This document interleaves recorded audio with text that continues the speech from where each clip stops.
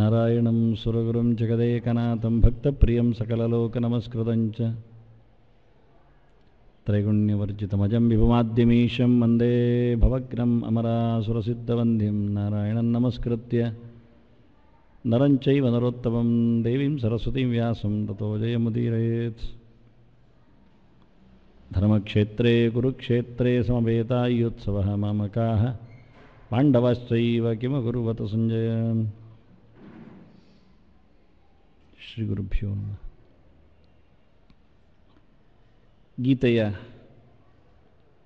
ಎಲ್ಲ ಶಾಸ್ತ್ರದ ಸಾರ ಅನಿಸಿಕೊಂಡದ್ದರ ನೇರ ಕೃಷ್ಣನೇ ಹೇಳಿರತಕ್ಕ ಪ್ರಮೇಯಗಳ ಪ್ರಮುಖವಾದ ಒಂದು ವಿಷಯ, ಎಲ್ಲರ ಎಲ್ಲ ನೆಲೆಯ ಮೋಕ್ಷದ ಪರಿಕಲ್ಪನೆಯ ಹರಿಕಾರ ಅನಿಸಿಕೊಂಡ ಸಾಧನೆಗಳ ಸರ್ವಸ್ವ ಎನಿಸಿದ ಕರ್ಮ, ಅದರ ಸಿದ್ಧಾಂತ, ಅಲ್ಲಿಯೂ ವ್ಯಕ್ತಿ ಕರ್ತೃ. ಹೀಗಾಗಿ ನಿಂತದ್ದು ನಮ್ಮೆಡೆಗೆ. ಅದರ ಬಗ್ಗೆ ಕೃಷ್ಣನ ಕರಾರುವಾಕ್ಕಾದ ಪ್ರಾಮಾಣಿಕವಾದ ಒಂದು ದೃಷ್ಟಿಯಿಂದ ಹೃದಯ ಬಿಚ್ಚಿದ ಮಾತು ಅನ್ನಬೇಕು. ಕೃಷ್ಣನಿಗೆ ನಾವು ಹೇಗಿರಬೇಕು ಎನ್ನುವುದರ ನೇರ ನುಡಿಗಳದು ಇಷ್ಟೇ. ನಮ್ಮನ್ನು ತಟ್ಟಿ ಮುಟ್ಟಿ ಬಡಿದೆಬ್ಬಿಸಿ ಆತ ಹೇಳಿರತಕ್ಕ ನಮ್ಮ ಲಕ್ಷಣಗಳು. ಸಾಧನೆಯ ಪ್ರಪಂಚದಲ್ಲಿ ಎಲ್ಲ ಜೀವರು ಒಂದಲ್ಲ ಒಂದು ದಿನ ಒಂದಲ್ಲ ಒಂದು ಬಗೆಯಿಂದ ಕರ್ತೃಗಳೆನಿಸಿಕೊಳ್ಳುತ್ತಾರೆ, ಮಾಡುತ್ತಾರೆ. ವಿಧಾಯಕಗಳ ಸೂತ್ರಗಳ ಹಿಂದೆ ನಿಲ್ತಾರೆ.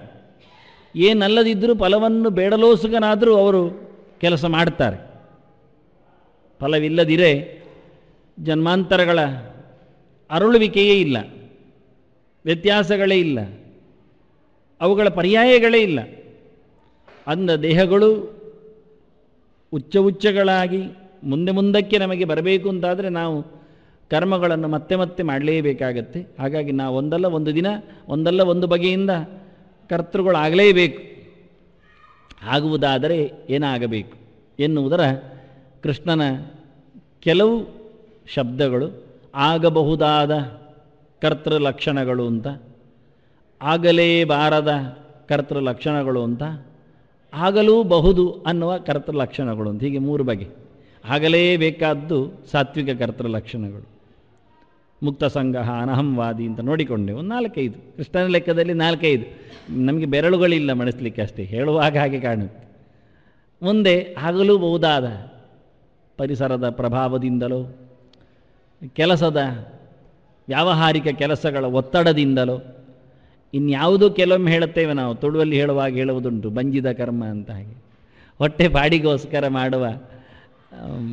ಮಾಡಬಾರದ ಕೆಲಸಗಳು ಅಂತ, ಆಡಬಾರದ ನುಡಿಗಳು, ಮಾಡಬಾರದ ಕೆಲಸಗಳು, ಪಡೆಯಬಾರದ ತಿನಿಸುಗಳು ಅಂತೆಲ್ಲ ಹೇಳಿಕೊಂಡಾಗೆ ಇದು ಕೃಷ್ಣ ನಡುವೆ ಇಟ್ಟು ರಾಜಸರ ಅನೇಕ ಲಕ್ಷಣಗಳನ್ನು ಹೇಳಿದ, ಮುದ್ದೆಯಾಗಿ ಹೇಳಿದ. ಅದರಲ್ಲಿ ಮುಗಿದೇ ಹೋಗುವುದಿಲ್ಲ, ಅಷ್ಟು ಹೇಳಿದ್ದ ನಾವು. ಇನ್ನೆಷ್ಟು ಅದರ ಬಗ್ಗೆ ಚಿಂತನೆ ಮಾಡಿದರೂ ಧರ್ಮಶಾಸ್ತ್ರಗಳ ಇಡೀ ಕಾಂಡ ನಿಂತದ್ದೇ ಅಲ್ಲಿ. ಮುಂದಕ್ಕೆ ಗಟ್ಟಿ ಮನಸ್ಸಿನಿಂದ ಕೃಷ್ಣ ತಾಮಸ ಕರ್ತೃ ಯಾರು ಅಂತ ಹೇಳುತ್ತಾನೆ. ಅದ್ಭುತ. ಇಲ್ಲಿ ಒಬ್ಬೊಬ್ಬರು ವ್ಯಾಖ್ಯಾನಕಾರರು ಅಂತೂ ಮೈಮರೆತಿದ್ದಾರೆ ಆ ದೃಷ್ಟಿಯಿಂದ ನೋಡಿಕೊಳ್ಳಿಕ್ಕೆ ಹೋದರೆ. ಎಷ್ಟು ಚೆನ್ನಾಗಿ ಕೃಷ್ಣ ಕರ್ತೃ ಇದು ಆಗಬಾರ್ದು ಅಂತ ಹೇಳಲಿಕ್ಕೋಸ್ಕರ ಹೊರಟಿದ್ದಾನೆ ಅಂತ. ಅಯುಕ್ತ, ಪ್ರಾಕೃತ, ಸ್ತಬ್ಧ, ಶಠ, ನೈಷ್ಕೃತಿಕ, ಅಲಸ, ವಿಷಾದಿ, ದೀರ್ಘಸೂತ್ರೀಚ. ಶ್ಲೋಕ ಮುಗೀತು ಅಂತ ನಿಲ್ಲಿಸಬೇಕು ಕೃಷ್ಣ. ಕರ್ತ ತಾಮಸ ಉಚ್ಯತೆ ಅಂತ ಇನ್ನು ಹೇಳಲಿಕ್ಕಿಲ್ಲ. ಇದು ಕರ್ತೃ ಲಕ್ಷಣ ಅಂತ ಹೇಳಲಿಕ್ಕೆ ಒಂದು ಕರ್ತ ಹೇಳಬೇಕಾ? ಅದರಲ್ಲಿಯೂ ಮೂರನೆಯವನು ಅಂತ ಹೇಳಲಿಕ್ಕೆ ತಾಮಸ ಹೇಳಬೇಕಾ? ಮತ್ತು ಇದು ಶಾಸ್ತ್ರಗಳಲ್ಲಿ ಸಾಕೂತವಾಗಿ ಬಂದಿದೆ ಅಂತ ತನ್ನ ದಾರ್ಢ್ಯಕ್ಕೋಸ್ಕರ ಉಚ್ಯತೆ ಅಂತ ಹೇಳಬೇಕಾ? ಇನ್ನೆಲ್ಲಿಂಟು ಅಕ್ಷರ? ಅತ್ಯಂತ ಕಡಿಮೆ ಅಕ್ಷರದಲ್ಲಿ ಕೊನೆಯ 8 ಅಕ್ಷರಗಳನ್ನು ಉಪಯೋಗಿಸಿಕೊಂಡು ಇದು ಯಾರಿಗೆ ಹೇಳಿದ್ದು? ಮತ್ತೆ ಎಲ್ಲಿಯೋ ಅಷ್ಟೋತ್ತರ ಶತನಾಮಾರ್ಚನೆಯಲ್ಲಿ ಬಂದಾಗ ಅಯುಕ್ತಾಯ ನಮಃ, ಸ್ತಬ್ಧಾಯ ನಮಃ ಹೇಳಿಕೊಂಡು ಯಾರಾದರೂ ಶುರು ಮಾಡಿದರೆ, ಪ್ರಾಕೃತಾಯ ನಮಃ ಅಂತೆಲ್ಲ ಅದು ದಶನಾಮಕ್ಕೆಲ್ಲ ಬಂದದ್ದಲ್ಲ. ಇದು ಸಂಪ್ರದಾಯದ ನಿರೀಕ್ಷೆಗಳಲ್ಲಿ ಬಂದದ್ದಲ್ಲ. ಇದು ದೇವರನ್ನು ಬೈದೋ ಅಥವಾ ದೇವರನ್ನು ಯಾವುದೋ ಮಿಸ್ಟಿಕ್ ಲ್ಯಾಂಗ್ವೇಜಲ್ಲಿ ಹೊಗಳಿಯೋ ನಿಂದಾಸ್ತುತಿಯಿಂದ ಅದೊಂದು ಗಮ್ಮತ್ತು. ನೀನು ಯಾಕೋ, ನಿನ್ನ ಹಂಗೆ ಯಾಕೋ ಅಂತ ಹೇಳಿಕೊಂಡು ನೀನು ಎಂಥದ್ದು ಬೇಡ ಅಂತ ಹೇಳಿಕೊಂಡು ಅಂತ ಹಾಗೆ ಅದು ನಿಂದಾಸೋತಿಂದ ಮತ್ತೆ ಬರೆಯುವುದು. ಯಾವ ಕರ್ಮಕ್ಕೆ ಮಾಡಬೇಕು? ಒಂದೋ ದೇವರನ್ನು ಸ್ತೋತ್ರ ಮಾಡಿ ಅಯ್ಯ, ಇಲ್ಲಾದರೂ ಮೈ ಮುಚ್ಚಿ ಕೂತ್ಕೊಳ್ಳಿ, ನಿಂದೆ ಹಾಗೆ ಮಾಡಬೇಕು. ಅದೊಂದು ಪ್ರಕಾರ ಅಂತ. ಇದು ಯಾವ ಕರ್ಮಕ್ಕೆ ಪ್ರಕಾರ? ಕೆಲವು ಮಂಡೆಗೆ, ಕೆಲವು ಮುಂಡಿಗೆ, ಇದೆಲ್ಲ ವಿಚಿತ್ರಗಳು. ಈ ಪ್ರಕಾರಗಳಲ್ಲಿ ದೇವರನ್ನು ಯಾಕೆ ಹೇಳಬೇಕು? ಯಾವುದದು ಸೋದರ, ಅತ್ತೆಯ, ಮಾವನ, ಹಂಸನ, ಮಡಿದಿಯ, ಮಗನ, ವೈರಿಯ, ಹಾಗೆ ಇದು ಯಾರ ಹತ್ರ ಲೆಕ್ಕಾಚಾರ ಮಾಡಿ ದೇವರ ಹತ್ರ ಒಪ್ಪಿಸುವುದು? ನಮ್ಮ ಪಾಂಡಿತ್ಯದ ಅದರಲ್ಲಿ ಕೊನೆಗೆ ಪೂರ ಹೇಳುವಾಗ ನಮ್ಮ ನನವರತ ಹೇಳುವಲ್ಲಿ ರಕ್ಷಿಸು ನಮ್ಮ ನನವರತ ಹೇಳುವ ನಾರಾಯಣ ಹಾಡಿಗೆ ಸರಿಯಾಗುವುದಿಲ್ಲ. ಎಲ್ಲಿ ಬೇಕಾದರೂ ಮುರಿಬೋದು. ಬೇಕಾದರೆ ನಾರಾಯಣ ಹೇಳುವಷ್ಟು ನಾಲಿಗೆಯಲ್ಲಿ ತಾಕತ್ತಿಲ್ಲ. ಯಾಕೆಲ್ಲಿ ಛಂದೋಭಂಗ ಆಗುತ್ತೆ, ಮಾತ್ರ ಹೆಚ್ಚು ಕಡಿಮೆ ಆಗುತ್ತೆ. ಹಾಗಾದರೆ ದೇವರ ಹೆಸರು ಯಾಕೆ ಹೇಳಬೇಕು? ಇಲ್ಲ, ವಿಚಿತ್ರಗಳು. ಪದ್ಯ ಪ್ರಕಾರದಲ್ಲಿ ದೇವರನ್ನು ಸ್ತೋತ್ರ ಮಾಡಿ ಎಂಥ ಮರ್ಯಾದೆ ತಗೊಳ್ಬೇಕು ನಾವು? ಶಾಸ್ತ್ರದ್ದು, ಗ್ರಂಥದ್ದು, ದೇವರ ಹೆಸರಿನದ್ದು ಗೊತ್ತಿಲ್ಲ. ದೇವರನ್ನು ಹೇಗೆ ಕರೆದರೂ ಆಗ್ಬೋದು, ಅದು ವಿಷಯ ಬೇರೆ. ಆದರೆ ಕರೀಲಿಕ್ಕೆ ಹೊರಟ ನಂತರ ನಾರಾಯಣ ಅಂತ ಸ್ವಚ್ಛ ಹೇಳೋದು ಒಳ್ಳೆಯದು.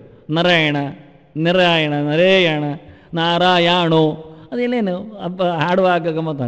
ನಾರಾಯಣೋ ನಾರಾಯಣೋ ಅದು ನಾರಾಯಣೋ ಯಾಕೆ? ನಾರಾಯಣ ನಾರಾಯಣ ಹೇಳಿದ್ರೆ ಆಗೋದಿಲ್ಲ. ಅದು ಎಂಥದೂ ಆಗ್ತದೆ ಕೊನೆಗೆ. ಆದ್ದರಿಂದ ಭಗವಂತನ ನಾಮಸ್ಮರಣೆಯನ್ನು ಹೇಳುವಲ್ಲಿಯೇ ನಾವು ಆಡ್ತೇವೆ ಅಂದರೆ ಇನ್ನೇನು. ಭಗವಂತ ಬಹಳ ಚೆನ್ನಾಗಿ ಇದು ಕರ್ತೃ ಲಕ್ಷಣ ಅಂತ ಗೊತ್ತಾಗಲಿಕ್ಕೋಸ್ಕರ ಇದು ಎಲ್ಲಿಯೋ ದಶನಾಮವೋ ಅಷ್ಟೋತ್ತರ ಸಹಸ್ರನಾಮಕ್ಕೆ ಬಂದದ್ದು ಅಂತ ಅಲ್ಲ ಆಗಲಿಕ್ಕೆ ಕೊನೆಗಿದು ಕರ್ತೃ ಅಂತ ಶಬ್ದ ಹಾಕಿದ. ಬಗೆ ಬಗೆಯ ಕರ್ತೃಗಳಲ್ಲಿ ಯಾರನ್ನು ಹೇಳುತ್ತೀರಿ ಇದು ಅಂದರೆ ನಾವು ಅರ್ಥ ಮಾಡಿಕೊಳ್ಳುವಾಗ ಎಲ್ಲದಕ್ಕೂ ಅಂಟಿಸ್ತೇವೆ, ಏನನ್ನು ಹೇಳುತ್ತೇವೆ. ಆದರೆ ಇದು ತಾಮಸನೂ ಹೇಳಬೇಕು ನಮಗೆ. ತಮೋಯೋಗ್ಯನು ಅಂತ ತಾಮಸನು ಅಂದ್ರೆ ಹಾಗೆ. ತಮುಗ್ಲಾನವು ಅಂತ ಧಾತು. ಇನ್ನೊಬ್ಬರನ್ನು ಸಂಕಟಪಡಿಸುವವನು, ತಾನು ಸಂಕಟ ಪಡುವುದಷ್ಟೇ ಅಲ್ಲದೆ ಇನ್ನೊಬ್ಬರನ್ನು ತನ್ನ ಕರ್ಮದಿಂದಾಗಿ ಹಾಳು ಮಾಡಲಿಕ್ಕಿರುವವನಾದರೆ ಇವನು ಹೇಳಬೇಕು. ಅದನ್ನು ತಾಮಸಃ, ಇನ್ನೊಬ್ಬರನ್ನು ಹಾಳು ಮಾಡುವವನು, ತಾನು ಹಾಳಾಗುವುದಷ್ಟೇ ಅಲ್ಲದೆ ತನ್ನ ಕರ್ಮತಂತ್ರದಿಂದಾಗಿ ಪರಿಸರವನ್ನೋ, ದೇಶವನ್ನೋ, ಸಮಾಜವನ್ನೋ, ಆತ್ಮೀಯರನ್ನೋ, ಬಂಧು ಭಗಿನಿಯರನ್ನೋ ಎಲ್ಲ ಮುಂದೆ ಬರುವವರನ್ನು ಒಟ್ಟಾರೆ ಇವನ ಕರ್ಮದಿಂದ ಏನಾಯಿತು ಅಂತ ಕೇಳಿದರೆ ಮುಂದೆ ಬರುವವರಿಗೆ ಹಾಳಾಯಿತು ಅಷ್ಟು. ಅದನ್ನು ಹೇಳಲಿಕ್ಕೆ ತಾಮಸಃ. ಮತ್ತು ಇದು ಕೃಷ್ಣನೇ ಹೇಳಿದ್ದು ಅಂತ ಅನಿಸಿಕೊಂಡ್ರೆ ಇಲ್ಲಯ್ಯ, ನೀನು ಎಲ್ಲಿ ನೋಡಿದರಲ್ಲಿ ಇವರು ನಿನಗೆ ಕಾಣ್ತಾರೆ ಅಂತ ಹೇಳಲಿಕ್ಕೋಸ್ಕರ ಉಚ್ಯತೆ ಅಂತ. ಕೃಷ್ಣ ಯಾವತ್ತೂ ಪ್ರಮಾಣ ಪ್ರದರ್ಶನ ಮಾಡುತ್ತಾನೆ. ಅವನ ಕತೆ ಹಾಗೆ. ಎಲ್ಲಿ ನೋಡಿದರಲ್ಲಿ ಹೇಳುವ ವಿಷಯಕ್ಕೆಲ್ಲ ಪುರಾವೆ ಇದೆ, ಬೇರೆ ಕಡೆ ಇದೆ, ಶಾಸ್ತ್ರಗಳು ಒಪ್ಪಿವೆ ಅಂತ ಹೇಳುತ್ತಾನವನು. ಅವನೇ ನಮಗೆ ಪ್ರಮಾಣ. ಆದರೂ ಒಂದೊಮ್ಮೆ ನಂಬುವುದಿಲ್ಲ. ಆದರೆ ನಾವು ಅವನೇನು ಬೆಣ್ಣೆ ಕದ್ದವ ಅಂತ ಹೇಳಿದರೆ ಅದಕ್ಕೋಸ್ಕರ ಬೇಡಯ್ಯ, ನನ್ನದೇ ಗೆರೆ ಅಂತ ಬೇಡ, ನನ್ನದೇ ನುಡಿಯಲ್ಲಿ ನಿಲ್ಲಬೇಡ, ಇದು ಹಿಂದಿನವರ ನುಡಿ ಆಯಿತಾ ಕೇಳು ಅಂತ. ಹಾಗೆ ಉಚ್ಯತೆ ಅಂತ ಹೇಳುತ್ತಾ ಶಾಸ್ತ್ರ ಕದಂಬೇಶು ಇಷ್ಟೇ ಸ್ಪಷ್ಟವಾಗಿ ಹೇಳಲ್ಪಟ್ಟಿದೆ ಅನ್ನುವುದನ್ನು ತಾನು ಕೊಟ್ಟು ಕೈ ತೊಳ್ಕೊಳ್ತಾನೆ ಪ್ರಮಾಣವಾದಿಯಾಗಿ. ಅಂದರೆ ಪ್ರಮಾಣದಲ್ಲಿ ಪ್ರಮಾಣವಾದಿಯವ. ಎಷ್ಟು ಚೆನ್ನಾಗಿದೆ. ಪ್ರಾಮಾಣಿಕವಾದ ಶಬ್ದಗಳನ್ನು ಪ್ರಾಮಾಣಿಕರ ಮುಂದೆ ಇಟ್ಟು ಅದಕ್ಕೂ ಪುರಾವೆ ಇದೆ, ಪ್ರಮಾಣ ಇದೆ ಅಂತೇಳಿ ಆಣೆ ಮಾಡಿ ಹೇಳುತ್ತೇನೆ ಅಂತ ಹಿಂದೆ ಹೇಳಿದ್ದ. ಕೌಂತೆಯ ಪ್ರತಿಜಾನಿ ನಮೇ ಭಕ್ತ ಪ್ರಣಶ್ಯತಿ ಅಂತ. ಅಯ್ಯ ಅರ್ಜುನ, ನೀನೊಂದು ಆಣೆ ಮಾಡಬೇಕು, ಪ್ರತಿಜ್ಞೆ ಮಾಡಬೇಕು. ಏನು ಅಂತ? ನನ್ನ ಭಕ್ತರಿಗೆ ಅಳಿವು ಇಲ್ಲ ಅಂತ. ಏನು ಚೆನ್ನಾಯಿತು. ಕೃಷ್ಣ ಹೇಳುವುದು ನನ್ನ ಭಕ್ತರಿಗೆ ಅಂತಾನೆ. ಆದ್ದರಿಂದ ಯಾರನ್ನು ಭಕ್ತಿ ಮಾಡಬೇಕು ಅಂತ ಅರ್ಥ ಆಯ್ತಲ್ಲ, ಹೇಳಲಿಕ್ಕಿಲ್ಲ. ಅದನ್ನು ಎಷ್ಟು ಚೆನ್ನಾಗಿ ಹೇಳಿಬಿಟ್ಟ. ಅಂಥವರಿಗೆ ಎಂದೂ ಅಳಿವು ಇಲ್ಲ, ತೊಂದರೆ ಇಲ್ಲ, ನಾಶ ಇಲ್ಲ, ಹೆಚ್ಚು ಕಡಿಮೆ ಇಲ್ಲ ಎನ್ನುವುದು ನೀನು ಹೇಳಯ್ಯ. ಯಾಕೆ? ನೀನು ನನ್ನ ಭಕ್ತ. ಭಕ್ತ ಹೇಳಿದರೆ ನನಗೆ ತುಂಬ ಇಷ್ಟ, ನಾನು ಹೇಳೋದಕ್ಕಿಂತ. ಹೀಗೆ ಎಷ್ಟು ಚೆನ್ನಾಗಿದೆ. ಆಣೆ ಮಾಡಿಸುವಲ್ಲಿಯೂ ಭಕ್ತರಲ್ಲೇ ಆಣೆ ಮಾಡಿಸಿಕೊಂಡಂದರೆ ತನ್ನದು ಅಂತ ಬೇಡ. ನಾನು ಹೇಳಿದೆ, ನನ್ನ ಗೆರೆ, ನನ್ನ ನುಡಿ, ಅದರ ಮೇಲೆ ನೀನು ಶರಣಾಗಿ ಕೃಷ್ಣ ಹೇಳಿದ ಅಂತ ನಂಬುವುದು. ಕೃಷ್ಣ ನಂಬ್ತೇನಲ್ಲ ಅದಕ್ಕೆ ಅಂತ. ಹಾಗೆ ಬೇಡಯ್ಯ, ಶಾಸ್ತ್ರವನ್ನು ನಂಬು. ತಸ್ಮಾ ಶಾಸ್ತ್ರಂ ಪ್ರಮಾಣಂತೆ ಅಂತ ಕೃಷ್ಣ ಹೇಳಿದ ನುಡಿಗೆ ಕೃಷ್ಣನೂ ಬದ್ಧ. ಗೆರೆಗಳೇ ನಿನಗೆ ಆದರ್ಶ ನುಡಿಗಳು ಅನ್ನುವುದನ್ನು ಒಪ್ಪಿಕೊಂಡಿದ್ದೇನೆ ನಾನು. ಅದನ್ನು ಅಲ್ಲಿದೆ ಅಂತ ಹೇಳಿದ. ಏನಿದೆ ಅಂತ ಬಹಳ ಚೆನ್ನಾಗಿ ಹೇಳ್ತಾನೆ. ಒಂದೊಂದನ್ನು ಬಿಡಿಸಿಕೊಂಡು ಹೋಗ, ಮುಗಿಯುವುದಿಲ್ಲ. ಆದರೂ ಮುಗಿಸಲೇಬೇಕು. ತಾಮಸರು ನಮಗೇಕೆ, ಆದರೆ ನಮಗೆ ಬೇಕು. ನಮ್ಮೊಳಗೆ ಅಂಥವನು ಬರಬಾರ್ದು ಅಂತಷ್ಟೆ. ನಾವು ಕಲಿಯುವುದು ಯಾಕೆ ಅಂದರೆ ನಾವು ಎಂದೂ ಅಪ್ಪಿತಪ್ಪಿಯೂ ಮತ್ತೊಬ್ಬರಿಗೋಸ್ಕರ ಆದರೂ ತಾಮಸ ಕರ್ತರು ಆಗಬಾರ್ದು. ಮತ್ತು ರಾಜಸರಾಗಬಹುದೇ ಅಂದರೆ ರಾಜಸರಾಗದೆ ವಿಧಿ ಇಲ್ಲ ಆಗಿಬಿಟ್ಟಿದೆ, ಆಗಿ ಹೋಗುವುದದು. ಅದಕ್ಕೆ ನಾನು ಹೇಳಿದೆ ಆಗಲು ಬಹುದಾದದ್ದು ಅಂತ. ಆಗಬೇಕಾದ್ದಲ್ಲ, ಆಗಲು ಬಹುದು. ತನ್ನಷ್ಟಕ್ಕೆ ತಿರುಚಿಕೊಂಡು ಹೋಗುತ್ತೆ, ವ್ಯತ್ಯಾಸ ಆಗಿಬಿಡುತ್ತೆ. ನೀವು ಮಡಿ ಅಂತೇಳಿ ಎಷ್ಟು ಬರ್ತೀರಿ? 4ನೇ ಹೆಜ್ಜೆಯಲ್ಲಿ ಮೇಲಿಗೆ ಮಾಡಿಬಿಡ್ತಾರೆ. ಹಾಗೆ ಅಲ್ಲೇ ಉಗುಳಿರ್ತಾರೆ. ಅಯ್ಯೋ, ರಥವೀದಿಯಲ್ಲಿ ಮಡಿಯಲ್ಲಿ ಒಂದು ಸುತ್ತು ಬನ್ನಿ ನೋಡು. ನೀವು ಮಡಿಬೇಕು. ಮಡಿಯುವುದಂದರೆ ಸಾಯಬೇಕು. ಹಾಗಾದರೆ ಆಗ್ತದೆ ಅಷ್ಟೆ. ಯಾರಾದರೂ ಹೊತ್ಕೊಂಡು ಹೋದಾರು ಪ್ರದಕ್ಷಿಣೆಯಾಗಿ, ಇಲ್ಲವೇ ಇಲ್ಲ, ಸಾಧ್ಯವೇ ಇಲ್ಲ. ಕಾಲಡಿ ಇಡುವಲ್ಲಿ ಯಾರದ್ದು ಅಡಿ ಇದ್ದೆಲ್ಲ ಇರುತ್ತೆ ಅಲ್ಲಿ. ಎಷ್ಟು ಮಡಿವಂತಿಕೆಯಲ್ಲಿ ಧರ್ಮಶಾಸ್ತ್ರಜ್ಞರು ಮಾತಾಡಿದ್ದಾರೆ ಕೇಳಿದರೆ, ಸೊಂಟದ ಕೆಳಗೆ ಅಂದರೆ ಅರ್ಧ ದೇಹದ ಕೆಳಗೆ ನೀಚ ದೇಹ ಅಂತ ಕರೀತಾರೆ, ಊರ್ಧ್ವ ದೇಹವನ್ನು ಉಚ್ಚ ದೇಹ ಅಂತ ಹೇಳ್ತಾರೆ, ಅದೋ ದೇಹವನ್ನು ನೀಚ ದೇಹ ಅಂತಾರೆ. ಆ ಅಂಗಗಳ ಸ್ಪರ್ಶ ಮಾಡಲಿಕ್ಕಿಲ್ಲ. ವಸ್ತ್ರಾವೃತ ಇರಲಿ, ಆವೃತ ಆಗದೇ ಇರಲಿ. ಬಟ್ಟೆ ಹಾಕಿದ ಕಾಲಗಂಟನ್ನು ಬಲಕೈಯಿಂದ ಪೂಜೆ ಮಾಡುವಾಗ, ಜಪ ಮಾಡುವಾಗ, ದೇವರ ಸೇವೆ ಮಾಡುವಾಗ, ಅಡುಗೆ ಮಾಡುವಾಗ, ತರಕಾರಿ ಹೆಚ್ಚುವಾಗ ಮುಟ್ಟುವಾಗಿಲ್ಲ. ತರಕಾರಿ ಹೆಚ್ಚುವಾಗಲೇ ಹೇಳಿಕೊಂಡೆ ನಾನು, ಅದಕ್ಕೋಸ್ಕರ. ಇನ್ನೆಂತ ಮಾಡುವ ಅಂದರೆ ಎಲ್ಲವೂ ದೇವರ ಸೇವೆ ಅಂದಾಗ ಭಗವಂತನಿಗೆ ಒಪ್ಪಿಗೆ ಆಗಬೇಕಂದ. ಅಡುಗೆ ಮಾಡಿದ ನಂತರ ಅಟ್ಟು ಬೆಳೆಸಿದ ಗುಟ್ಟು ಇದು ನಿನಗೆ ಭಗವಂತ, ಇದರಲ್ಲಿ ನಿನ್ನ ಸಾರ ನನಗೆ ಸಿಗಲಿ ಎನ್ನುವ ಕೃಷ್ಣಾರ್ಪಣ ಬರುವವರೆಗೂ ಶುದ್ಧ. ಆ ಯಶೋದೆ ಬೆಳಿಗ್ಗೆ ಬೇಗ ಎದ್ದು ಕೃಷ್ಣನಿಗೆ ಅಂತ ಹೇಳಿ ಪ್ರತ್ಯೇಕವಾದ ಚೊಕ್ಕದಾದ ಇವತ್ತಿನ ಬೆಣ್ಣೆಯನ್ನು ಕಡಿದು ತೆಗೆದಿಡ್ತಿದ್ಲಂತೆ. ಇದು ಕೃಷ್ಣನಿಗೆ. ಹಾಗೆಲ್ಲ ಗೋಪಿಗೆಯರು ಇದು ಕೃಷ್ಣನಿಗೆ ಅಂತ ಹೇಳಿಕೊಂಡು ಒಂದು ಪ್ರತ್ಯೇಕ ಸಂಕಲ್ಪದಿಂದ ತಾವೇ ಖುದ್ದಾಗಿ ಅಲ್ಲಿ ನಿಂತು ಕಡೆದು ತೆಗೆದಿಡುವ ಕ್ರಮ. ಈ ಒಂದು ಪ್ರೀತಿ ನಮ್ಮ ಮನೆಯಲ್ಲಿ ಬಂದರೆ, ನಮ್ಮ ಮನದಲ್ಲೂ ಬಂದರೆ ಭಗವಂತ ಖಂಡಿತ ಪ್ರತಿಷ್ಠೆ ಆಗ್ತಾನೆ, ಪ್ರಶ್ನೆಯೇ ಇಲ್ಲ. ಹಾಗಾಗಿ ಎಲ್ಲಿ ನಾವು ಒಳ್ಳೆಯದನ್ನು ಹುಡುಕಲಿಕ್ಕೆ ಬರುತ್ತೆ. ಅದಕ್ಕೆ ನಾನು ಹೇಳಿದೆ, ಆಗಬೇಕು ಅಂತ ಆಗುವುದಲ್ಲ, ಆಗಲು ಬಹುದು ಅಂತ. ಮೈಲಿಗೆ ಆಗಬಹುದು, ಯಾವುದೋ ಸ್ಪರ್ಶದಿಂದ, ಯಾವುದರ ಮೆಟ್ಟುವಿಕೆಯಿಂದ, ಇನ್ಯಾರತ್ತೋ ಸಂಗಡದಲ್ಲಿ ಮಾತಾಡುವುದರಿಂದ. ಕೃಷ್ಣ ಹೇಳುತ್ತಾನೆ, ನನ್ನ ಸೇವೆ ಮಾಡುವಾಗ ನೋಡಿ ಎಷ್ಟವನು ಜೋರಿನವ ಅಂದರೆ, ಇನ್ನೊಬ್ಬರ ಹತ್ರ ಮಾತಾಡಿದರೆ ಸಾಕು, ಅಲ್ಲಿಲ್ಲವ ಆಚೆ ತಿರುಗಿ ಆಗಿರ್ತದೆ, ಕಟ್, ಲೈನ್ ಕಟ್, ಇನ್ನಿಲ್ಲ, ಮತ್ತೆ ಲೈವೇ ಇಲ್ಲ. ಹಾಗೆ ನೀನು ನನ್ನ ಮೇಲೆ ಇಷ್ಟ ಭರವಸೆಯನ್ನು ತಪ್ಪಿಸಿ ಎರಡಕ್ಷರ ಆಚೆ ತಿರುಗಿ ಮಾತಾಡಿದೆಯಲ್ಲ, ನಾನು ನಿನಗೆ ಬೇಡ, ಅದೆಲ್ಲ ಇನ್ನು ಬರುವುದಿಲ್ಲ, ಆಯಿತು. ಅದನ್ನು ವಿಷ್ಣು ಸಹಸ್ರನ ಮಧ್ಯದಲ್ಲಿ ಯಾವುದೋ ಒಂದು ಕಡೆಯಲ್ಲಿ ನಿಲ್ಲಿಸಿ ಏನು ಯೋಚನೆ ಮಾಡಿದರೂ ಅಲ್ಲಿಗೆ ಮುಗಿದೋಯ್ತು. ಇಲ್ಲ, ಶುರುವಿಂದ ಶುರು ಮಾಡ್ತೇನೆ, ಬೇಡಯ್ಯ ಬೇಡ ಅಂದ. ನೀನು ಶುರುವಿಂದ ಶುರು ಮಾಡೋದು ಬೇಡ, ಇನ್ನು ನೀನು ಇನ್ನೊಂದು ಜನ್ಮದಲ್ಲಿ ಶುರುವಿಂದ ಶುರು ಮಾಡು ಅಂತ. ಅಷ್ಟು ಜೋರು, ಅಷ್ಟು ನಿಷ್ಠುರ. ಹಾಗಾಗಿ ನಾವು ಆಗಲೂ ಬಹುದಾದ ಅಂತ ನಾನು ರಾಜಸರಿಗೆ ಹೇಳಿಬಿಟ್ಟೆ. ತಾಮಸನಂತೂ ಆಗಲೇಬಾರದು ಎನ್ನುವುದರ ಬಗ್ಗೆ ಕೃಷ್ಣ ಮೊದಲಿಗೆ ಅಯುಕ್ತಃ ಒಂದಕ್ಕೂ ಕರ್ತ ತಾಮಸ ಉಚ್ಯತೆ ಅಂತ ಅಲ್ಲಿಗೆ ಅನ್ವಯ. ಅಯೋಗ್ಯನು ಅಂತ ನೇರ ಹೇಳಿಬಿಟ್ಟ. ಅಯೋಗ್ಯನು ಸರಿಯಿಲ್ಲಯ್ಯ, ಅವನು ನಮಗೆ ಒಳ್ಳೆ ಕರ್ತೃವೇ ಅಲ್ಲ, ಅಯೋಗ್ಯ. ಯಾವುದರಲ್ಲಿ ಅಯೋಗ್ಯ ಅಂದರೆ, ಒಂದು ಯುಕ್ತ ಅಲ್ಲ ಅಂತ. ಯುಕ್ತ ಅಂದರೆ ಯುಜುರಿ, ಯೋಗೆ ಅಂತ, ಸಂಬಂಧಿ ಇಲ್ಲ ಅಂತ. ಅವನಿಗೆ ದೇವರ ಸಂಬಂಧವೇ ಇಲ್ಲ, ಮತ್ತೆಂದದ ಅವನ ಕರ್ತೃ. ಕರ್ಮ ಸಂಬಂಧ ಇಲ್ಲ, ದೇಶ ಸಂಬಂಧ ಇಲ್ಲ, ಕಾಲ ಸಂಬಂಧ ಇಲ್ಲ, ಮಂತ್ರ ಸಂಬಂಧ ಇಲ್ಲ, ದೇವ ಸಂಬಂಧ ಇಲ್ಲ, ಯಾರ ಸಂಬಂಧ ಇಲ್ಲ ಅವನಿಗೆ. ಯುಕ್ತ ಅಂದರೆ ಒಟ್ಟಿಗಿರಬೇಕು ಅಂತ ಅರ್ಥ. ನಾವು ಅನುಷ್ಠಾನವನ್ನು ಇನ್ನಿತರ ಕೈಂಕರ್ಯವನ್ನು ನಡೆಸಿಕೊಡುವಾಗ ದೇವರೊಟ್ಟಿಗಿರಬೇಕು. ಮನಸ್ಸು ಭಗವಂತನೆಡೆಗೆ ಬಗ್ಗಿರಬೇಕು. ಮನಸ ಬ್ರಹ್ಮ ಸಂಯೋಗ ಯೋಗ ಇತ್ಯ ವಿಧೀಯತೆ. ಸಮಗ್ರ ಗೀತೆಯ ಉಪದೇಶ ಯೋಗದ ಒಂದು ಪಂಚಾಂಗದಲ್ಲಿ ನಿಲ್ಲುವುದಾದರೆ ಜೀವನು ಬ್ರಹ್ಮನು ಅವನು ಹತ್ತಿರ ಆಗಿರುವುದು ಅದು ಯೋಗ. ಅದೇ ಜ್ಞಾನಮುದ್ರೆ ಅಂದರೆ. ಅದೇ ಕೆಚ್ಚಲಿಗೆ ಕೈ ಹಾಕಿ ಹಾಲನ್ನು ಕರೆಯುವ ಕ್ರಮ ಅಂತ ತೋರಿಸುದು. ದುಗ್ಧಂ ಗೀತಾಮೃತಂ ಮಹತ್ ಅಂತ. ಗೀತೆ ಎನ್ನುವ ಹಾಲು ಅಮೃತ ಧಾರೆ ಅದು ಹರಿಯಿತು ಕೆಳಗೆ ಅಂದಾಗ ಜ್ಞಾನಮುದ್ರೆಯಿಂದ. ಅದನ್ನು ಕೃಷ್ಣ ಹೇಳಿದೆ. ಇದು ಎರಡು ಬೆರಳರ ಯೋಗ, ತೋರು ಮತ್ತು ಹೆಬ್ಬೆರಳುಗಳ ಸಂಯೋಗ, ಬಗ್ಗಲಾರದ ಭಗವಂತನ ಪ್ರತಿನಿಧಿ, ಎಲ್ಲವನ್ನು ತೋರಿಸಿ ಅವನು ಇವನು ಅಂತ ಹೇಳತಕ್ಕ ಜೀವನ ಪ್ರತಿನಿಧಿ, ಇವರಿಬ್ಬರ ಸಮಾವೇಶ.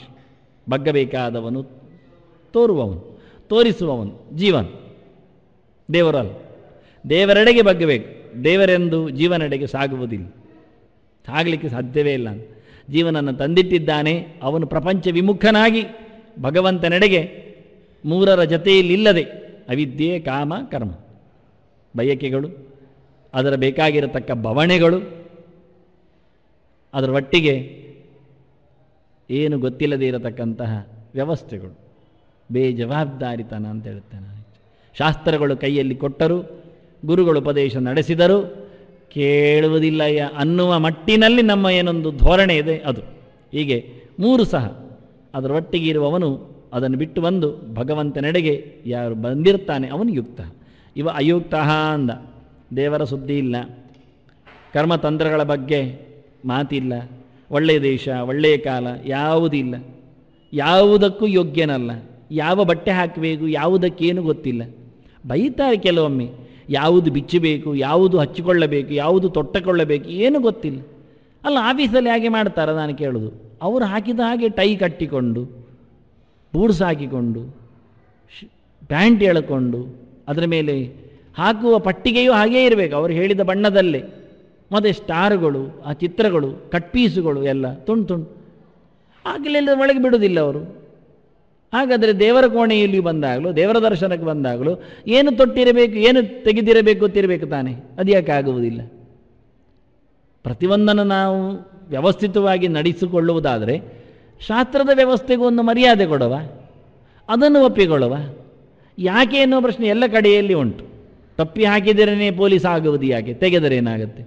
ತಪ್ಪಿ ತೆಗೆದು ಸೆಲ್ಯೂಟ್ ಕೊಟ್ಟರೆ ಏನು ಮರ್ಯಾದೆ ಹೋಗುತ್ತೆ? ಪಡೆದವನದ್ದಾಗಲಿ ಕೊಟ್ಟವನದ್ದಾಗಲಿ ಕೇಳಬೇಡಿ. ಅದು ಸಂಪ್ರದಾಯ. ಎಂಥ ಸಂಪ್ರದಾಯ? ಪೊಲೀಸ್ ಸಂಪ್ರದಾಯ. ಆಗ ನಮ್ಮದು ಸಂಪ್ರದಾಯ. ಕಚ್ಚೆ ಹಾಕಿದರೆ, ಬಟ್ಟೆ ತೊಟ್ಟರೆ, ಕಂಡಪಟವನ್ನು ಬಿಟ್ಟಿದ್ದರೆ, ತುಂಡು ಬಟ್ಟೆಯನ್ನು ಹಾಕೋದು ಮರ್ಯಾದೆ ಕಡಿಮೆ ಅಂದು. ಆದ್ದರಿಂದ ಇಡೀ ಬಟ್ಟೆ ಹಾಕೊಳ್ಳಿಕ್ಕೆ. ಆದ್ದರಿಂದ ಹೊಲಿದದ್ದೆಲ್ಲವೂ ತುಂಡು ಬಟ್ಟೆ. ಹೊಲಿಲಿಕ್ಕೆ ತುಂಡು ಮಾಡದೆ ಹೊಲಿಲಿಕ್ಕೆ ಬರುವುದಿಲ್ಲ. ಅಂಚು ಹರಿಯದೆ ಉಳಿಸಿಕೊಳ್ಳಿಕ್ಕಾಗುವುದಿಲ್ಲ ತುಂಡನ್ನು. ಆದ್ದರಿಂದ ಅಂಚಿರಬೇಕು ಅಂತಾರೆ. ಸುತ್ತ 4 ಬದಿ ಅಂಚು ಇದ್ದದ್ದು ಅದು ಇಡೀ ಬಟ್ಟೆ. ಅದು ಅಯುಕ್ತ ಅಂತಾನೆ. ನಮಗೆ ಬಟ್ಟೆಯ ಮೇಲೆ ಗೊತ್ತಿಲ್ಲ, ಆಹಾರದ ಮೇಲೆ ನಿಯಂತ್ರಣ ಇಲ್ಲ, ಎಲ್ಲಕ್ಕೂ ಅಯೋಗ್ಯ ಅಂದ.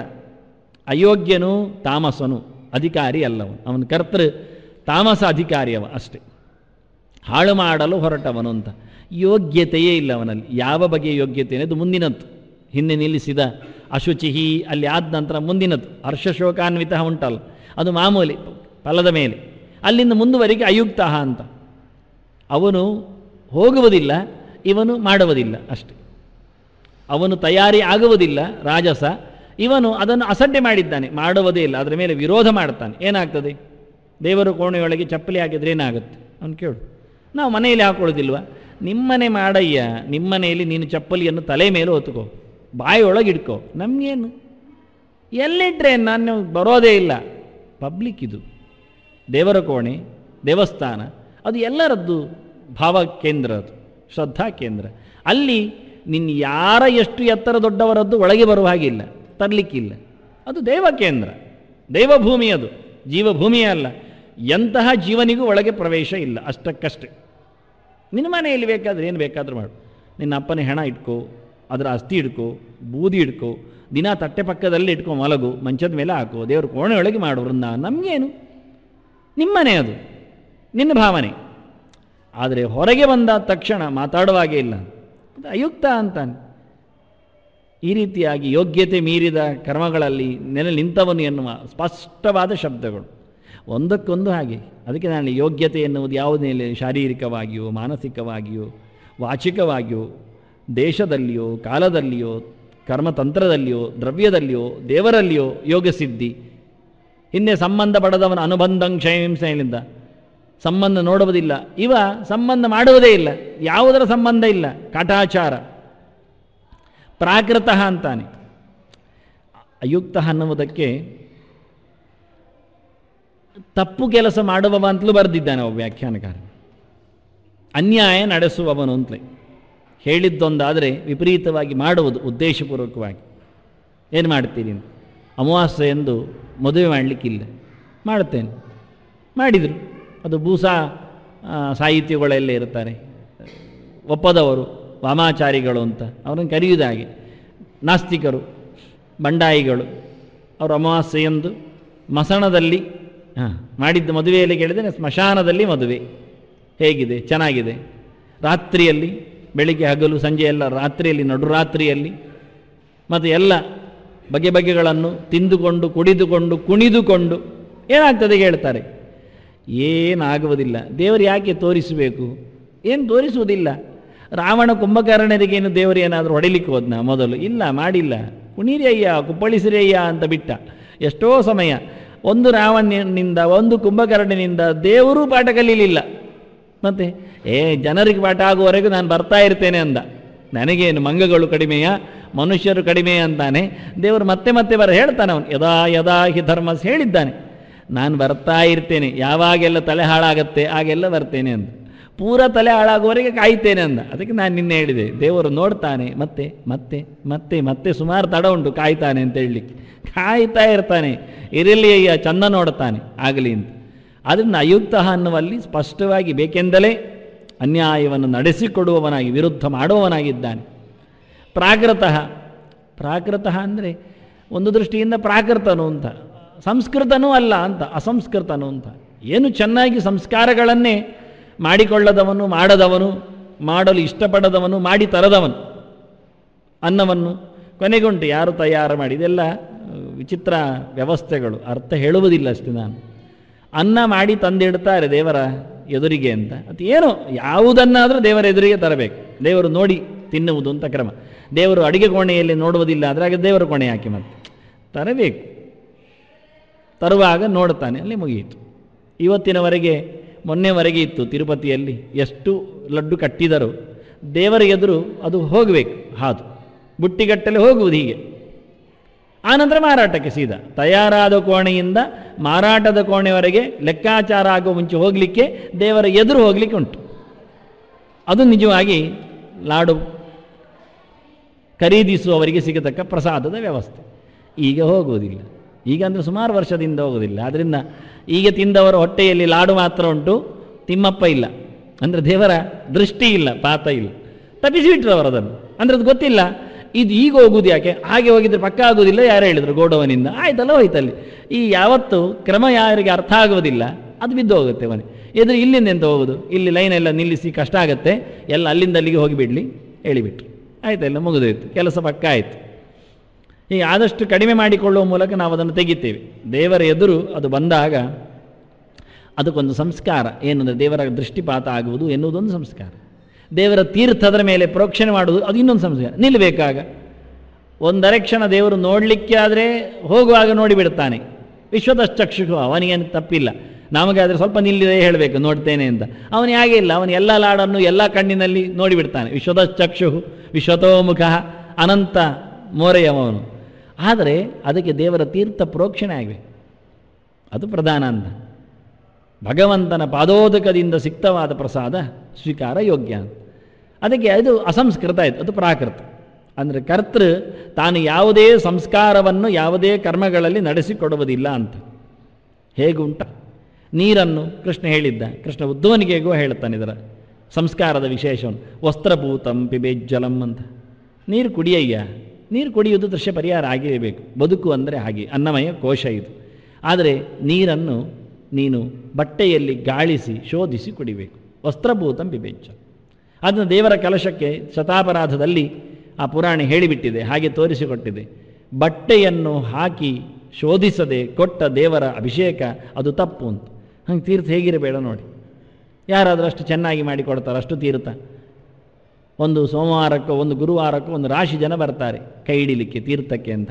ಅದು ಏನಾಗಿರ್ತದೆ, ಅದು ನಳ್ಳಿ ತಿರುಗಿಸಿ ಬಂದದ್ದು ಆಗಿರ್ತದೆ. ಕೆಲವೊಮ್ಮೆ ಬಾವಿ ಸೆಳೆದದ್ದು ಬಿಡಿ, ವಸ್ತ್ರ ಎಲ್ಲಿ ಕಾಣಬೇಕು, ಬಟ್ಟೆಯಲ್ಲಿ ನೋಡಬೇಕು ಅಂದ. ವಾಸ್ತವವಾಗಿ ಪ್ರಾಕೃತ ಅಂತ ಹೇಳಿದ ಯಾವುದೇ ಸಂಸ್ಕಾರವನ್ನು ಯಾವುದರಲ್ಲಿಯೂ, ಮಂತ್ರದಲ್ಲಿ ಸಂಸ್ಕಾರ ಇಲ್ಲ, ಓದಿದ್ದು ಹೇಳುತ್ತಾನೆ. ದೇಹದಲ್ಲಿ ಸಂಸ್ಕಾರ ಇಲ್ಲ, ಎಲ್ಲಿ ಬೇಕಾದರಲ್ಲಿಯೂ. ದೇಶದಲ್ಲಿ ಇಲ್ಲ, ದೇಶ ಸಂಸ್ಕಾರ ಮಾಡಲಿಕ್ಕೆ ಹೇಳುತ್ತಾನೆ. ಗೋಮಯದಿಂದ ಲೇಪ ಮಾಡಿಕೊಂಡು ಅಂತಾರೆ, ಮಂಡಲೇ ತಿಷ್ಠಂತಿ ಅಂತಾರೆ ಸರ್ವ ದೇವತಾ ಅಂತ. ಗೋಮಯೋ ಲೋಪಲಿಪ್ತೇನ ಮಂಡಲೆ ಅಂತಾನೆ. ಸಗಣಿ ಹಾಕಿದ ಜಾಗದಲ್ಲಿ ದೇವತೆಗಳು ಕೂತ್ಕೊಳ್ತಾರೆ, ಇಲ್ಲ ಆದರೆ ಅಸುರರು ಕೂತಿರ್ತಾರೆ. ಅಸುರರನ್ನು ಓಡಿಸುವುದು ಗೋಮಯದ ಪ್ರೋಕ್ಷಣೆ, ಮಂಡಲವನ್ನು ಹಾಕುವುದು ದೇವತೆಗಳ ಪೀಠಕ್ಕೆ. ಇದೆಲ್ಲ ಕ್ರಿಯೆಗಳು ಇಷ್ಟೇ, ಸಣ್ಣ ಸಣ್ಣದು ಮಾಡುವುದಿಲ್ಲ. ಅಲ್ಲಿಂದ ಇಲ್ಲ, ದೇವತೆಗಳಿಗೆ ಪ್ರವೇಶ ಇಲ್ಲ, ಕಡ್ಡಾಯವಾಗಿ ಹೇಳಿಬಿಡ್ತೇವೆ ನಾವು. ಹೇಳಬೇಕಾಗಿಲ್ಲ, ತಂದ್ರಲ್ಲಿ ಕಂಡು ಬಿಡ್ತದೆ, ಅವರು ಬರೋದಿಲ್ಲ. ಹೀಗೆ ಪ್ರಾಕೃತ ಅನ್ನುವ ಮೂಲಕ ಯಾವುದೇ ಇನ್ನೊಂದು ಅರ್ಥ ಬರೆಯುವಾಗ ವಿಶ್ವನಾಥ್ ಬರೆಯುವಾಗ ಪ್ರಕೃತವು ಸ್ವಭಾವೇ ತಿಷ್ಠತೀತಿ ಅಂತ. ಪ್ರಾಕೃತ ಅಂದರೆ ಅವನು ಅವನ ಪ್ರಕಾರವೇ ಮಾಡ್ತಾನೆ, ಇನ್ಯಾರದ್ದು ಕೇಳುವುದಿಲ್ಲ. ನಗುರೂಕ್ತಂ ಅಂತ ಹೇಳ್ತಾನೆ. ಇನ್ನೊಬ್ರು ಹೇಳಿದ್ದು ಕೇಳುವುದೇ ಇಲ್ಲ, ಪ್ರಕೃತಿ ಪ್ರಕಾರ ಇದ್ದಾನೆ. ಪ್ರಕೃತಿಯಿಂದ ಅವನ ಸ್ವಭಾವಕ್ಕೆ ತಕ್ಕದಾಗಿ ಮಾಡ್ತಾನೆ, ಪ್ರಭಾವವನ್ನು ಇಷ್ಟಪಡುವುದಿಲ್ಲ, ಹೇಳಿಕೊಟ್ಟದ್ದನ್ನು ಕೇಳುವುದಿಲ್ಲ. ಅದಕ್ಕೆ ಅವನನ್ನು ಪ್ರಾಕೃತ ಅಂತ ಕರೆಯುತ್ತೆ. ಪ್ರಾಕೃತ ಅಂದರೆ ಹಾಗೆ, ಪ್ರಕೃತಿ ಇದ್ದಾಗಿದ್ದಾನೆ, ಪ್ರಕೃತಿಯಲ್ಲಿ ಹೇಗಿರುತ್ತೆ ಹಾಗಿದ್ದಾನೆ, ಸಂಸ್ಕಾರವೇ ಆಗಲಿಲ್ಲ. ನೀರು ಹೇಗಿದೆ ಹಾಗೆ, ಕೆಸರಿನಲ್ಲಿ ನೀರಿರ್ತದೆ, ಇರಲೇಬೇಕು. ಬಂಡೆಯಲ್ಲಿ ನೀರಿದ್ರೂ ಅಡಿಯಲ್ಲಿ ಇದಿರ್ತದೆ, ಒಸರುಗು ಬರಲಿಕ್ಕಿರತಕ್ಕಂಥ ಜಾಗದಲ್ಲಿ ಮಣ್ಣಿರ್ತದೆ, ರಾಡಿಗಳಿರ್ತವೆ. ಅದರಿಂದ ನೀರು ಇರುವುದು ಹಾಗೆಯೇ ತಂದರೆ ಪ್ರಯೋಜನ ಇಲ್ಲ ಅಂತ. ಅದನ್ನು ಶೋಧಿಸಬೇಕು, ಬಿಸಿ ಮಾಡಬೇಕು, ಗಾಳಿಸಬೇಕು, ತಣ್ಣಗೆ ಮಾಡಿಸಬೇಕು, ಎಲ್ಲ ಇದೆ. ಸಂಸ್ಕಾರ ಇದೆ ನೀರಿಗೂ, ಗಾಳಿಗೂ ಇದೆ ಅಲ್ವ. ನಾವು ಕಾರ್ಖಾನೆಗಳಲ್ಲಿ ಇದ್ದಲ್ಲಿ ಗಾಳಿ ಸೀದ ತಗೊಳ್ಳುತ್ತೇವೆಯೋ, ವಾಹನದ ಬೆನ್ನ ಹಿಂದೆ ಸೀದ ಹೋಗಲಿಕ್ಕೆ ಬರುತ್ತೆಯೋ, ಹಾಳಾಗ್ತದೆ. ಅದನ್ನು ಪ್ರತಿಯೊಂದು ವಸ್ತುವನ್ನು ಸಂಸ್ಕಾರಗೊಳಿಸಿ ಸ್ವೀಕರಿಸುವುದು ಭೌತ ಧರ್ಮ. ನಮ್ಮ ದೇಹ ಪಂಚಭೌತಿಕ, ಆದ್ದರಿಂದ ಮಣ್ಣು, ನೀರು, ಗಾಳಿ ಎಲ್ಲವೂ ಕ್ರಮ ಪ್ರಕಾರ ಒಳಗೋಗುವಾಗ ಸಂಸ್ಕಾರಗೊಂಡು ಹೋಗಬೇಕು. ಅದಕ್ಕೆ ಕೆಲವಲ್ಲಿ ಕಿವಿಯಲ್ಲಿ ಶಬ್ದದಲ್ಲಿಯೂ ಚಕ್ಕುಲಿ, ಚೆನ್ನಾಗಿ ಒಳಗೋಗುವ ಮುಂಚೆ ಅದು ಚೆನ್ನಾಗಿ ಆಗಲಿ, ಧೂಳಿನ ಕಣಗಳನ್ನೆಲ್ಲ ಬಿಟ್ಟು ಹೋಗಲಿ. ಪ್ರತಿಯೊಂದರಲ್ಲಿಯೂ ಹಾಗೆ ಕವಚಗಳು, ಮುಚ್ಚಳಗಳು, ರೋಮ ಜಾಲರಿಗಳು ಇವೆಲ್ಲ ಮಾಡುವ ಮೂಲಕ ಹೊರಗಿನ ಪ್ರಾಣಿ ಪ್ರಪಂಚವನ್ನು ದೂರ ಮಾಡಿ ಶುದ್ಧಗೊಳಿಸಿ. ಅದನ್ನು ಪ್ರಾಕೃತ ಅಂದ.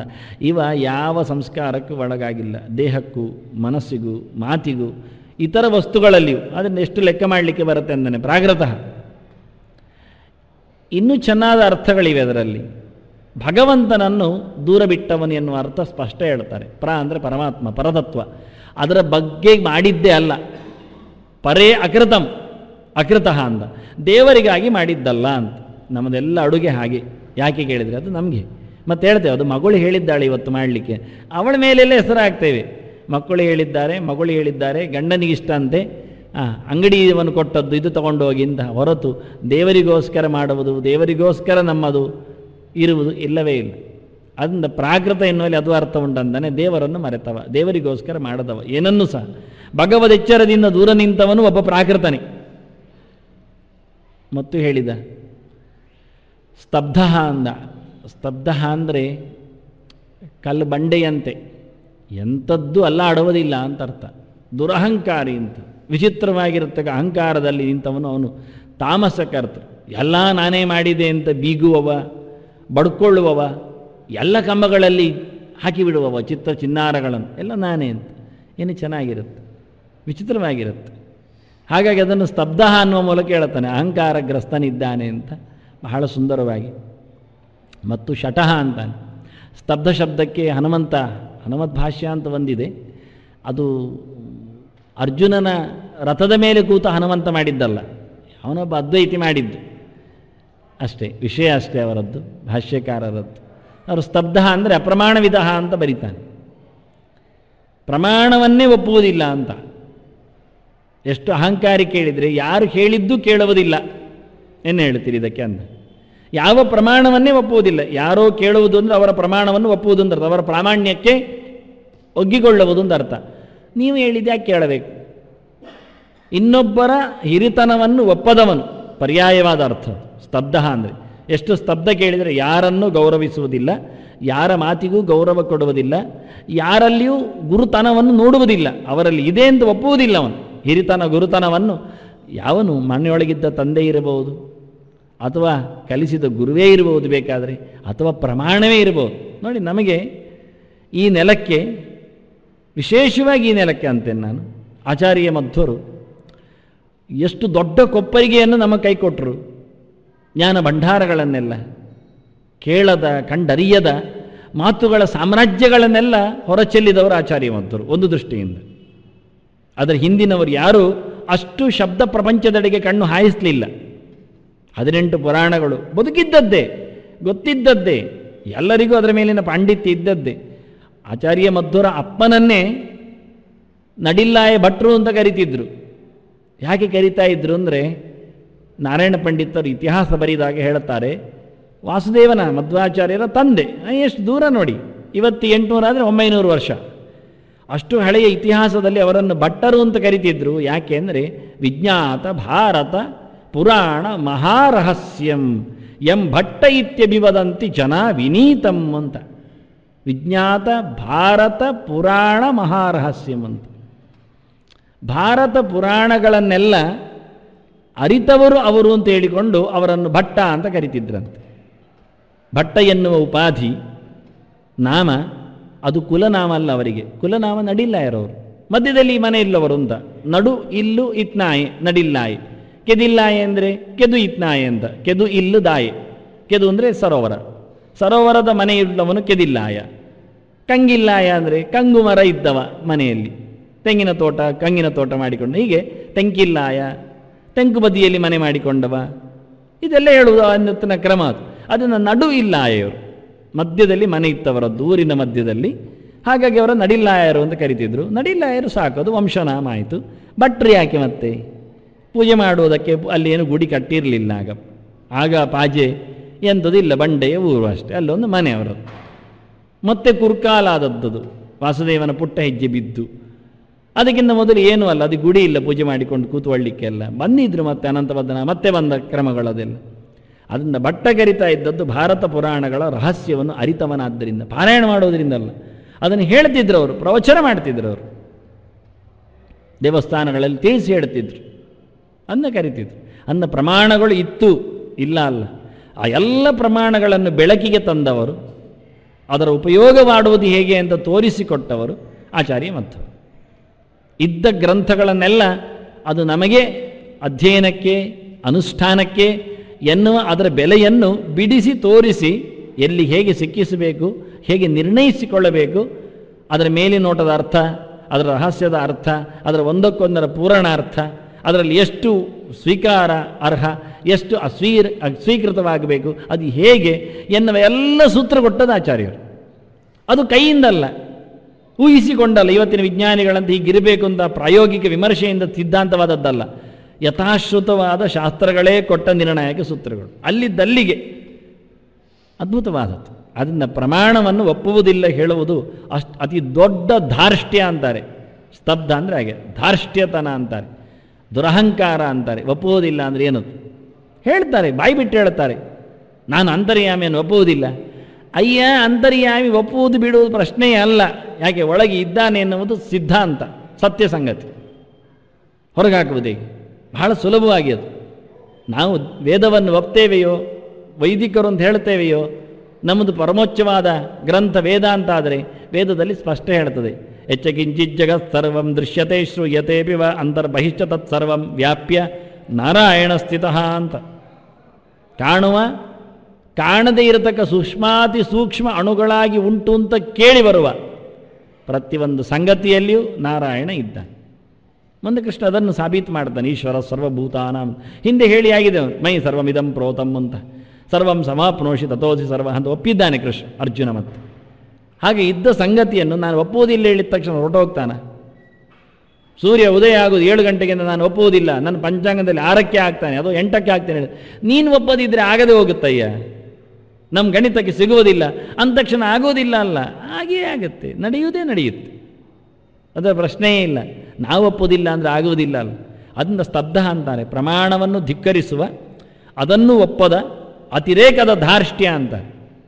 ಏನು ಹೇಳುವ ಇದಕ್ಕಂತ ಪ್ರಯೋಜನವಿಲ್ಲ. ಆಚಾರ್ಯರು ಯಾಮಾತ್ ಪರತೇವಾತ ಸ್ವಪೇತ್ ಧ್ಯಾತ್ವಾ ಜನಾರ್ದನಂ ಅಂತ ಸ್ಮೃತಿಗಳ ವಾಕ್ಯಗಳನ್ನು ಉಲ್ಲೇಖ ಮಾಡಿ ತೋರಿಸಿಕೊಡ್ತಾರೆ. ರಾತ್ರಿ ಸೂರ್ಯಾಸ್ತದ 3 ಗಂಟೆಯ ಬಳಿಕ ನಿದ್ದೆ ಮಾಡಬೇಕು, ಬಹುದು, ಓದಲಿಕ್ಕೆ ಆಗುವುದಾದರೆ ಓದ್ಬೋದು ಅಷ್ಟು. 3 ಗಂಟೆಯ ಬಳಿಕ ನಿದ್ದೆ ಮಾಡಬೇಕು ಅಂತಾರೆ, ಅಷ್ಟಕ್ಕೆ ಕಾಯಬೇಕು. 6 ಗಂಟೆ 6:30ಗೆ ಅಸ್ತ ಆದರೆ 9:30 ನಂತರ ಮಲಗಬಹುದು, ಇಲ್ಲ ಆದರೆ ಓದಬಹುದು. ಮತ್ತು ಊಟ ಮಾಡಲಿಕ್ಕಿಲ್ಲ, 9:30 ನಂತರ ಊಟ ಮಾಡುವುದು, ಮತ್ತು ಪೂಜೆ ಮಾಡುವುದು, ದೊಂದಿ ಬೆಳಕಿನಲ್ಲಿ ಆಟ ಆಡುವುದು, ಅದೆಲ್ಲ ಪ್ರಶ್ನೆ ಇಲ್ಲ. ಅದನ್ನು ಆಚಾರ್ಯರು ಕಡ್ಡಾಯವಾಗಿ ಯಾಮಾತ್ ಪರದೇವಾತ ಸ್ವಪೇ ತಂದರು, ಮಲಗಬೇಕು. ಯಾಕೆ, ಬೆಳಿಗ್ಗೆ ಬೇಗ ಹೇಳಬೇಕು. 9:30 ಮಲಗಿದವ ಬೆಳಿಗ್ಗೆ 3:30 ಹೇಳಲಿಕ್ಕೆ 6 ಗಂಟೆ ನಿದ್ದೆ ಅವನಿಗೆ. ಆಚಾರ್ಯ ಕೊಡೋ ನಿದ್ದೆ 6 ಗಂಟೆ, ನಡುರಾತ್ರಿ ನಿದ್ದೆ 10:30, 11:30, 12:30, 1:30, 2:30, 3:30. ಸೂರ್ಯೋದಯ ಸ್ವಲ್ಪ ತಡ ಆದರೆ ಸ್ವಲ್ಪ ಎಕ್ಸ್ಟೆನ್ಷನ್. ಸೂರ್ಯೋದಯ 7ಕ್ಕೆ 6:30 ಅಸ್ತ, 7ಕ್ಕೆ ಉದಯ ಆದರೆ 6:30 ಗಂಟೆ ಸಿಗ್ತದೆ, ಹೆಚ್ಚಾಗ್ತದೆ, ಅರ್ಧ ಗಂಟೆ. ಪರವಾಗಿಲ್ಲ, ಬೋನಸ್ಸು ತಕೋ ಅಂತ. ಯಾಕೆ, ಇನ್ನೊಂದು ಸರ್ತಿ ಸೂರ್ಯ ಅಸ್ತ 7 ಗಂಟೆಯಾಗಿ 6 ಗಂಟೆ ಉದಯ ಆಗುವುದುಂಟು, ಆಗ ಕತ್ತರಿಸ್ತೇನೆ ಅಂತ. ಅಂದರೆ ಒಟ್ಟು ಸೇರಿದಾಗ ನಮಗೆ ಕರಾರುವಾಕ್ಕಾಗಿ ಎವರೇಜ್ 6 ಗಂಟೆ ನಿದ್ದೆಗೆ ಬರ್ತದೆ ಅಷ್ಟೆ. ಆ ಹೊತ್ತಿನಲ್ಲಿ ಊಟ ಇಲ್ಲ. ಅದು ಇವತ್ತು ನಮ್ಮದು ಮಂಡಲ ಪೂಜೆ, ಶ್ರೀಚಕ್ರ ಪೂಜೆ, ದುರ್ಗಾ ಪೂಜೆ ಎಲ್ಲ ಮಧ್ಯರಾತ್ರಿಯಲ್ಲಿ ಆಗುವುದು. 9:30 ನಂತರವೇ ಕೆಲವು ಪೂಜೆ ಶುರು ಆಗುವುದುಂಟು ಕೆಲವರ ಮನೆಯಲ್ಲಿ. ಆನಂತರ 12:00ವರೆಗೆ ಅದು ಮಂಗಳಾರತಿ ಎತ್ತುವುದು. ಆಗ ಎಷ್ಟೋ ಜನರು ಮಲಗಿರ್ತಾ ಇರ್ತಾರೆ, ಅವರನ್ನು ಎಬ್ಬಿಸಿ ಊಟ ಹಾಕುವುದು ಮೊದಲಿಗೆ. ಅದು ಯಾವ ದಿನದ ಊಟ? ಕ್ಯಾಲೆಂಡರ್ ಪ್ರಕಾರ ಮರುದಿನದ ಊಟ. ಯಾವ ದಿನದ ಊಟ ಅಂತ ತಿಂದವರಿಗೆ ಗೊತ್ತಿರೋದಿಲ್ಲ. ಯಾಕೆ ಅಷ್ಟೊತ್ತಿಗೆ ಅವ್ರು ಮೊದಲು ಅವ್ರು ಹೇಳಿರ್ತಾರೆ ಅಲ್ಲಿ ಊಟ ಆಗುವ 12 ಆಗ್ತದೆ ಮಾರೆ, ಒಂದು ಹೋಟೆಲಲ್ಲಿ ಊಟ ಮುಗಿಸಿ ಹೋಗುವ, 9 ಗಂಟೆದ್ದು ಮಾಮೂಲಿ ಊಟ ಮುಗಿದೋಗಿರ್ತದೆ, ಇದು ಹೆಚ್ಚುವರಿ ಊಟ ಅಷ್ಟೇ, ನಿದ್ದೆ ಕಣ್ಣಿನ ಊಟ ಬೇಡ ಅಂದ, ಆಗೋದಿಲ್ಲ ಅಂದ. ಇದೆಲ್ಲ ಹೇಳಿದ ಸ್ತಬ್ಧ ಅಂತಾನೆ. ಇದು ಪ್ರಮಾಣ ಒಪ್ಪದಿರತಕ್ಕವರ ಧಿಕೃತ ವಾಕ್ಯಗಳು ಅಂತಾನೆ. ಸ್ಪಷ್ಟ ಪ್ರಮಾಣಗಳಿವೆ, ಕೇಳಿಕೊಳ್ಳುವುದಿಲ್ಲ. ಮಾಡಿಸುವವರು ಅಯ್ಯೋ ಪಾಪವೇ ಅಂತ ಮಾಡದೆ ಉಪಾಯ ಇಲ್ಲ ಮಾಡ್ತಾರೆ. ಆದರೆ ಈ ವಾಕ್ಯಗಳೆಲ್ಲ ಅವರನ್ನು ಕತ್ತರಿಯಲ್ಲಿ ಹಿಡಿದಾಕ್ತಾನೆ ಕೃಷ್ಣ. ಮಾಡಿಸುವವರಿಗೂ ಕರ್ತೃ ಹೇಳ್ತೇನೆ, ಮಾಡುವವರಿಗೂ ಕರ್ತೃ ಹೇಳ್ತೇನೆ ಅಂತ ಕೃಷ್ಣ ಹೇಳ್ತಾನೆ. ಕರ್ತೃನ ಇಬ್ಬರನ್ನು ಇಟ್ಕೊಳ್ತಾನೆ, ಜವಾಬ್ದಾರ ಮಾಡಿಸುವವನು ಮಾಡುವವನು. ಸ್ತಬ್ಧ, ಅನಂತರ ಶಠಃ. ಶಠಃ ಅಂದರೆ ಧೂರ್ತ ಅಂತಾನೆ, ಮೋಸಗಾರ ಇದ್ದಾಗೆ, ಅದಕ್ಕಿಂತಲೂ ಗಲೀಜು. ಅದಕ್ಕೆ ಅದು ಒಂದು ಚಂದವಾದ ಅರ್ಥ ಉಂಟು. ಅದಕ್ಕೆ ರಾಮಾನುಜರು ಅರ್ಥ ಕೊಡ್ತಾರೆ ಅದಕ್ಕೆ. ಅದು ಬಿಡಿಸಿ ನಾನು ಹೇಳ್ತೇನೆ ಅಷ್ಟೇ. ಅವರು ಅಭಿಚಾರ ಕರ್ಮ ಮಾಡುವವ ಅಂತ ಹೇಳ್ತಾನೆ, ಮಾಟ ಮಾಡುವವನು ಅಂತ ಹೇಳ್ತಾರೆ, ಬಾಯ್ಬಿಟ್ಟು ಹೇಳ್ತಾರೆ. ನಾನಲ್ಲ, ರಾಮಾನುಜರು ಹೇಳ್ತಾರೆ. ತಾಮಸರು ಯಾರು ಕೇಳಿದರೆ ಈ ಮಾಟ ಮಂತ್ರ ಮತ್ತೊಂದು ಇನ್ನೊಂದೆಲ್ಲ ನಡೆಸಿಕೊಡ್ತಾರೆ, ಇನ್ನೊಬ್ಬರ ಮನೆಯನ್ನು ಹಾಳು ಮಾಡಲಿಕ್ಕಿರತಕ್ಕಂಥ ದುರುಪಯೋಗ ಮಾಡಿಕೊಳ್ತಾರಲ್ಲ, ಅವರು ನಿಜವಾಗಿ ಶಠರು ಅಂತ. ಉಪಕಾರ ಮಾಡಲಿಕ್ಕೆ ಬರುವುದಿಲ್ಲ. ಒಬ್ಬನಿಗೆ ಕಾಲು ಸರಿ ಇಲ್ಲ, ಸರಿ ಮಾಡಿಕೊಡ್ಲಿ, ಅದಾಗುವುದಿಲ್ಲ. ಅವನಿಗೆ ಮಾಟ ಮಾಡಿಯೇ ಕೈ ಕಾಲು ಮುರಿದೋಗಿದೆ, ಸರಿ ಹಾಕ್ಕೊಳ್ಳಿ, ಅದಕ್ಕೆ ಎಂತ ಇಲ್ಲ, ಅದರಲ್ಲಿ ಏನು ಮದ್ದಿಲ್ಲ. ಹಾಳಾದ್ದನ್ನು ಸರಿ ಮಾಡಲಿಕ್ಕೆ ನಮ್ಮಲ್ಲಿ ಇಲ್ಲದಿದ್ದಾಗ ಸರಿ ಇದ್ದದನ್ನು ಹಾಳು ಮಾಡುವ ಯೋಗ್ಯತೆ ಯಾಕೆ ತಗೊಳ್ಬೇಕು ನಾವು? ಅದು ತಪ್ಪು, ಅದು ಶಠ ಅನ್ನೋದು. ಅದು ಕರ್ತೃ, ತಾಮಸ ಕರ್ತೃ ಅಂತಾನೆ. ಅದು ಹೇಗಾಯಿತು ಅಂತ ನಾನು ಅರ್ಥ ಹೇಳ್ತೇನೆ ಅಷ್ಟೇ. ಶಮ್ ಅಂದರೆ ಸುಖ, ಅದನ್ನು ಟಮ್ ಅಂದರೆ ಸೊನ್ನೆ ಮಾಡೋದು ಅಂತ ಅರ್ಥ. ಠ ಶಬ್ದಕ್ಕೆ ತಂತ್ರಮಂತ್ರದಲ್ಲಿ ಶೂನ್ಯ ಅಂತ ಅರ್ಥ ಇರುತ್ತೆ. 2 ಠ ಹಾಕಿದರೆ ಸ್ವಾಹ ಅಂತ ಅರ್ಥ, ನುಂಗುವುದು ಅಂತ ಅರ್ಥ, ತ್ಯಾಗ ಅಂತ ಅರ್ಥ. ಯಾರ ಸುಖಕ್ಕೆ ಕೊಳ್ಳಿ ಇಡ್ತಾನೋ ಅವನು ಶಠ, ಧೂರ್ತ. ಅದರ ಅರ್ಥ ಯಾವ ಪ್ರಕಾರವೇ ಇರಲಿ, ಮಾಟ ಪ್ರಕಾರವೋ ಲಂಚದ ಪ್ರಕಾರವೋ ಚಾಡಿ ಮಾತಿನಿಂದಲೋ ಇನ್ಯಾವುದೋ ರೀತಿಯಿಂದ, ಅದರಿಂದ ಶಠ ಎನ್ನುವವ ಅತ್ಯಂತ ತಾಮಸನಾದ ಕರ್ತೃ ಅಂತ. ನರಕಕ್ಕೂ ಇದರಲ್ಲಿ ಸುಮಾರು ಬಗೆಯರಿದ್ದಾರೆ. ತಾಮಸರು ಅಂದರೆ ಗ್ಲಾನಿಕಾರಕವಾದ ನೀಚ ಮನುಷ್ಯನಾಗಿ ಹುಟ್ಟುವುದು ಒಂದು, ಅಂಗವಿಕಲನಾಗಿ ರೋಗಿಷ್ಠನಾಗಿ ಕಡು ಬಡವನಾಗಿ ಹುಟ್ಟಿ ಬರುವುದೊಂದುಂಟಲ್ಲ, ಅದು ಒಂದು ತನ್ನದ ತಾಮಸ ವ್ಯಕ್ತಿತ್ವ. ಇದನ್ನು ಗುರುತಿಸಿದ್ದೆಲ್ಲ ಆಚಾರ್ಯರೇ. ತಾಮಸ ಕರ್ತೃಗಳಲ್ಲಿ ಎಷ್ಟು ವೆರೈಟಿ ಇದ್ದಾರೆ, ಫಲದ ಕಥೆ ಏನು ಅಂತ. ಇನ್ನೂ ನೀಚ ಅಂದರೆ ತಾಮಸ ತಮುಗ್ಲಾನ ಅಂದರೆ ಗ್ಲಾನಿಯ ಬದುಕು ಅಂದರೆ ನಾಯಿಯಾಗಿ, ಹುಳ ಹುಪ್ಪಟೆಗಳಾಗಿ, ಹಕ್ಕಿ ಹರಣೆಗಳಾಗಿ ಬರೋದು. ಎಷ್ಟೊತ್ತಿಗೆ ಯಾರು ಕಲ್ಲು ಹೊಡಿತಾರೆ ಗೊತ್ತಿಲ್ಲ, ಎಷ್ಟೊತ್ತಿಗೆ ಮೆಟ್ಟಿ ಹಾಕ್ತಾರೆ ಗೊತ್ತಿಲ್ಲ, ಎಷ್ಟೊತ್ತಿಗೆ ವಾಹನಗಳು ಹೋಗ್ತವೆ ಗೊತ್ತಿಲ್ಲ, ಅದರ ಮೇಲೆ ಎಲ್ಲಿ ಊಟ ಕೊಡುತ್ತೆ ಗೊತ್ತಿಲ್ಲ. ಯಾವತ್ತೂ ಅವುಗಳದ್ದು ಬದುಕು ಎನ್ನುವುದು ಗ್ಲಾನಿಕರ, ತೊಂದರೆಗ್ರಸ್ತ. ಯಾವ ಕಾಲದಲ್ಲಿಯೂ ಅವುಗಳಿಗೆ ಪ್ರಶ್ನೆಯೇ ಇಲ್ಲ. ಎಷ್ಟು ಸುತ್ತಮುತ್ತಲ ಪ್ರಾಣಿ ಪ್ರಪಂಚ ಅವುಗಳನ್ನು ತಿನ್ನಲಿಕ್ಕೆ ಕಾಯ್ತಾವೆ, ಬಡಿಲಿಕ್ಕೆ ಕಾಯ್ತವೆ. ಅದರಲ್ಲಿ ಮಹಾ ವ್ಯಕ್ತಿ ಕೇಳಿದರೆ ಮನುಷ್ಯ. ಇನ್ನೊಂದು ತಾಮಸ ಅಂದರೆ ನರಕಕ್ಕೆ ಬೀಳುವುದು. ಅದರಲ್ಲಿಯೂ ತೀರ ತಾಮಸ ಅಂದರೆ ಮೇಲೆ ಬಾರದ ಅಂಧನ್ ತಮಸ್ಸಿಗೆ ಹೋಗು. ಅಷ್ಟು ಹೇಳಲಿಕ್ಕೋಸ್ಕರ ಅರ್ಥ ತಾಮಸ ಶಬ್ದ ಹಾಕಿದ್ದೇನೆ ಅಂತ ಕೃಷ್ಣ ಹೇಳುತ್ತಾನೆ. ಇದು ಒಬ್ಬೊಬ್ಬರೊಂದು ಪ್ರಯೋಜನ ವ್ಯವಸ್ಥೆ ಉಂಟು, ಬೇರೆ ಬೇರೆ ಇದ್ದಾರೆ. ಅಯೋಗ್ಯ ಬೇರೆ, ಸ್ತಬ್ಧ ಬೇರೆ, ಒಪ್ಪದವ ಪ್ರಮಾಣವನ್ನು, ಶಠ ಬೇರೆ, ಮತ್ತೊಬ್ಬರ ಮನೆ ಹಾಳು ಮಾಡುವವ, ನೈಷ್ಕೃತಿಕ. ನಿಷ್ಕೃತಿ ಅಂದರೆ ನೈಕೃತಿಕ ನೈಷ್ಕೃತಿಕ 2 ಪಾಠ ಇದೆ.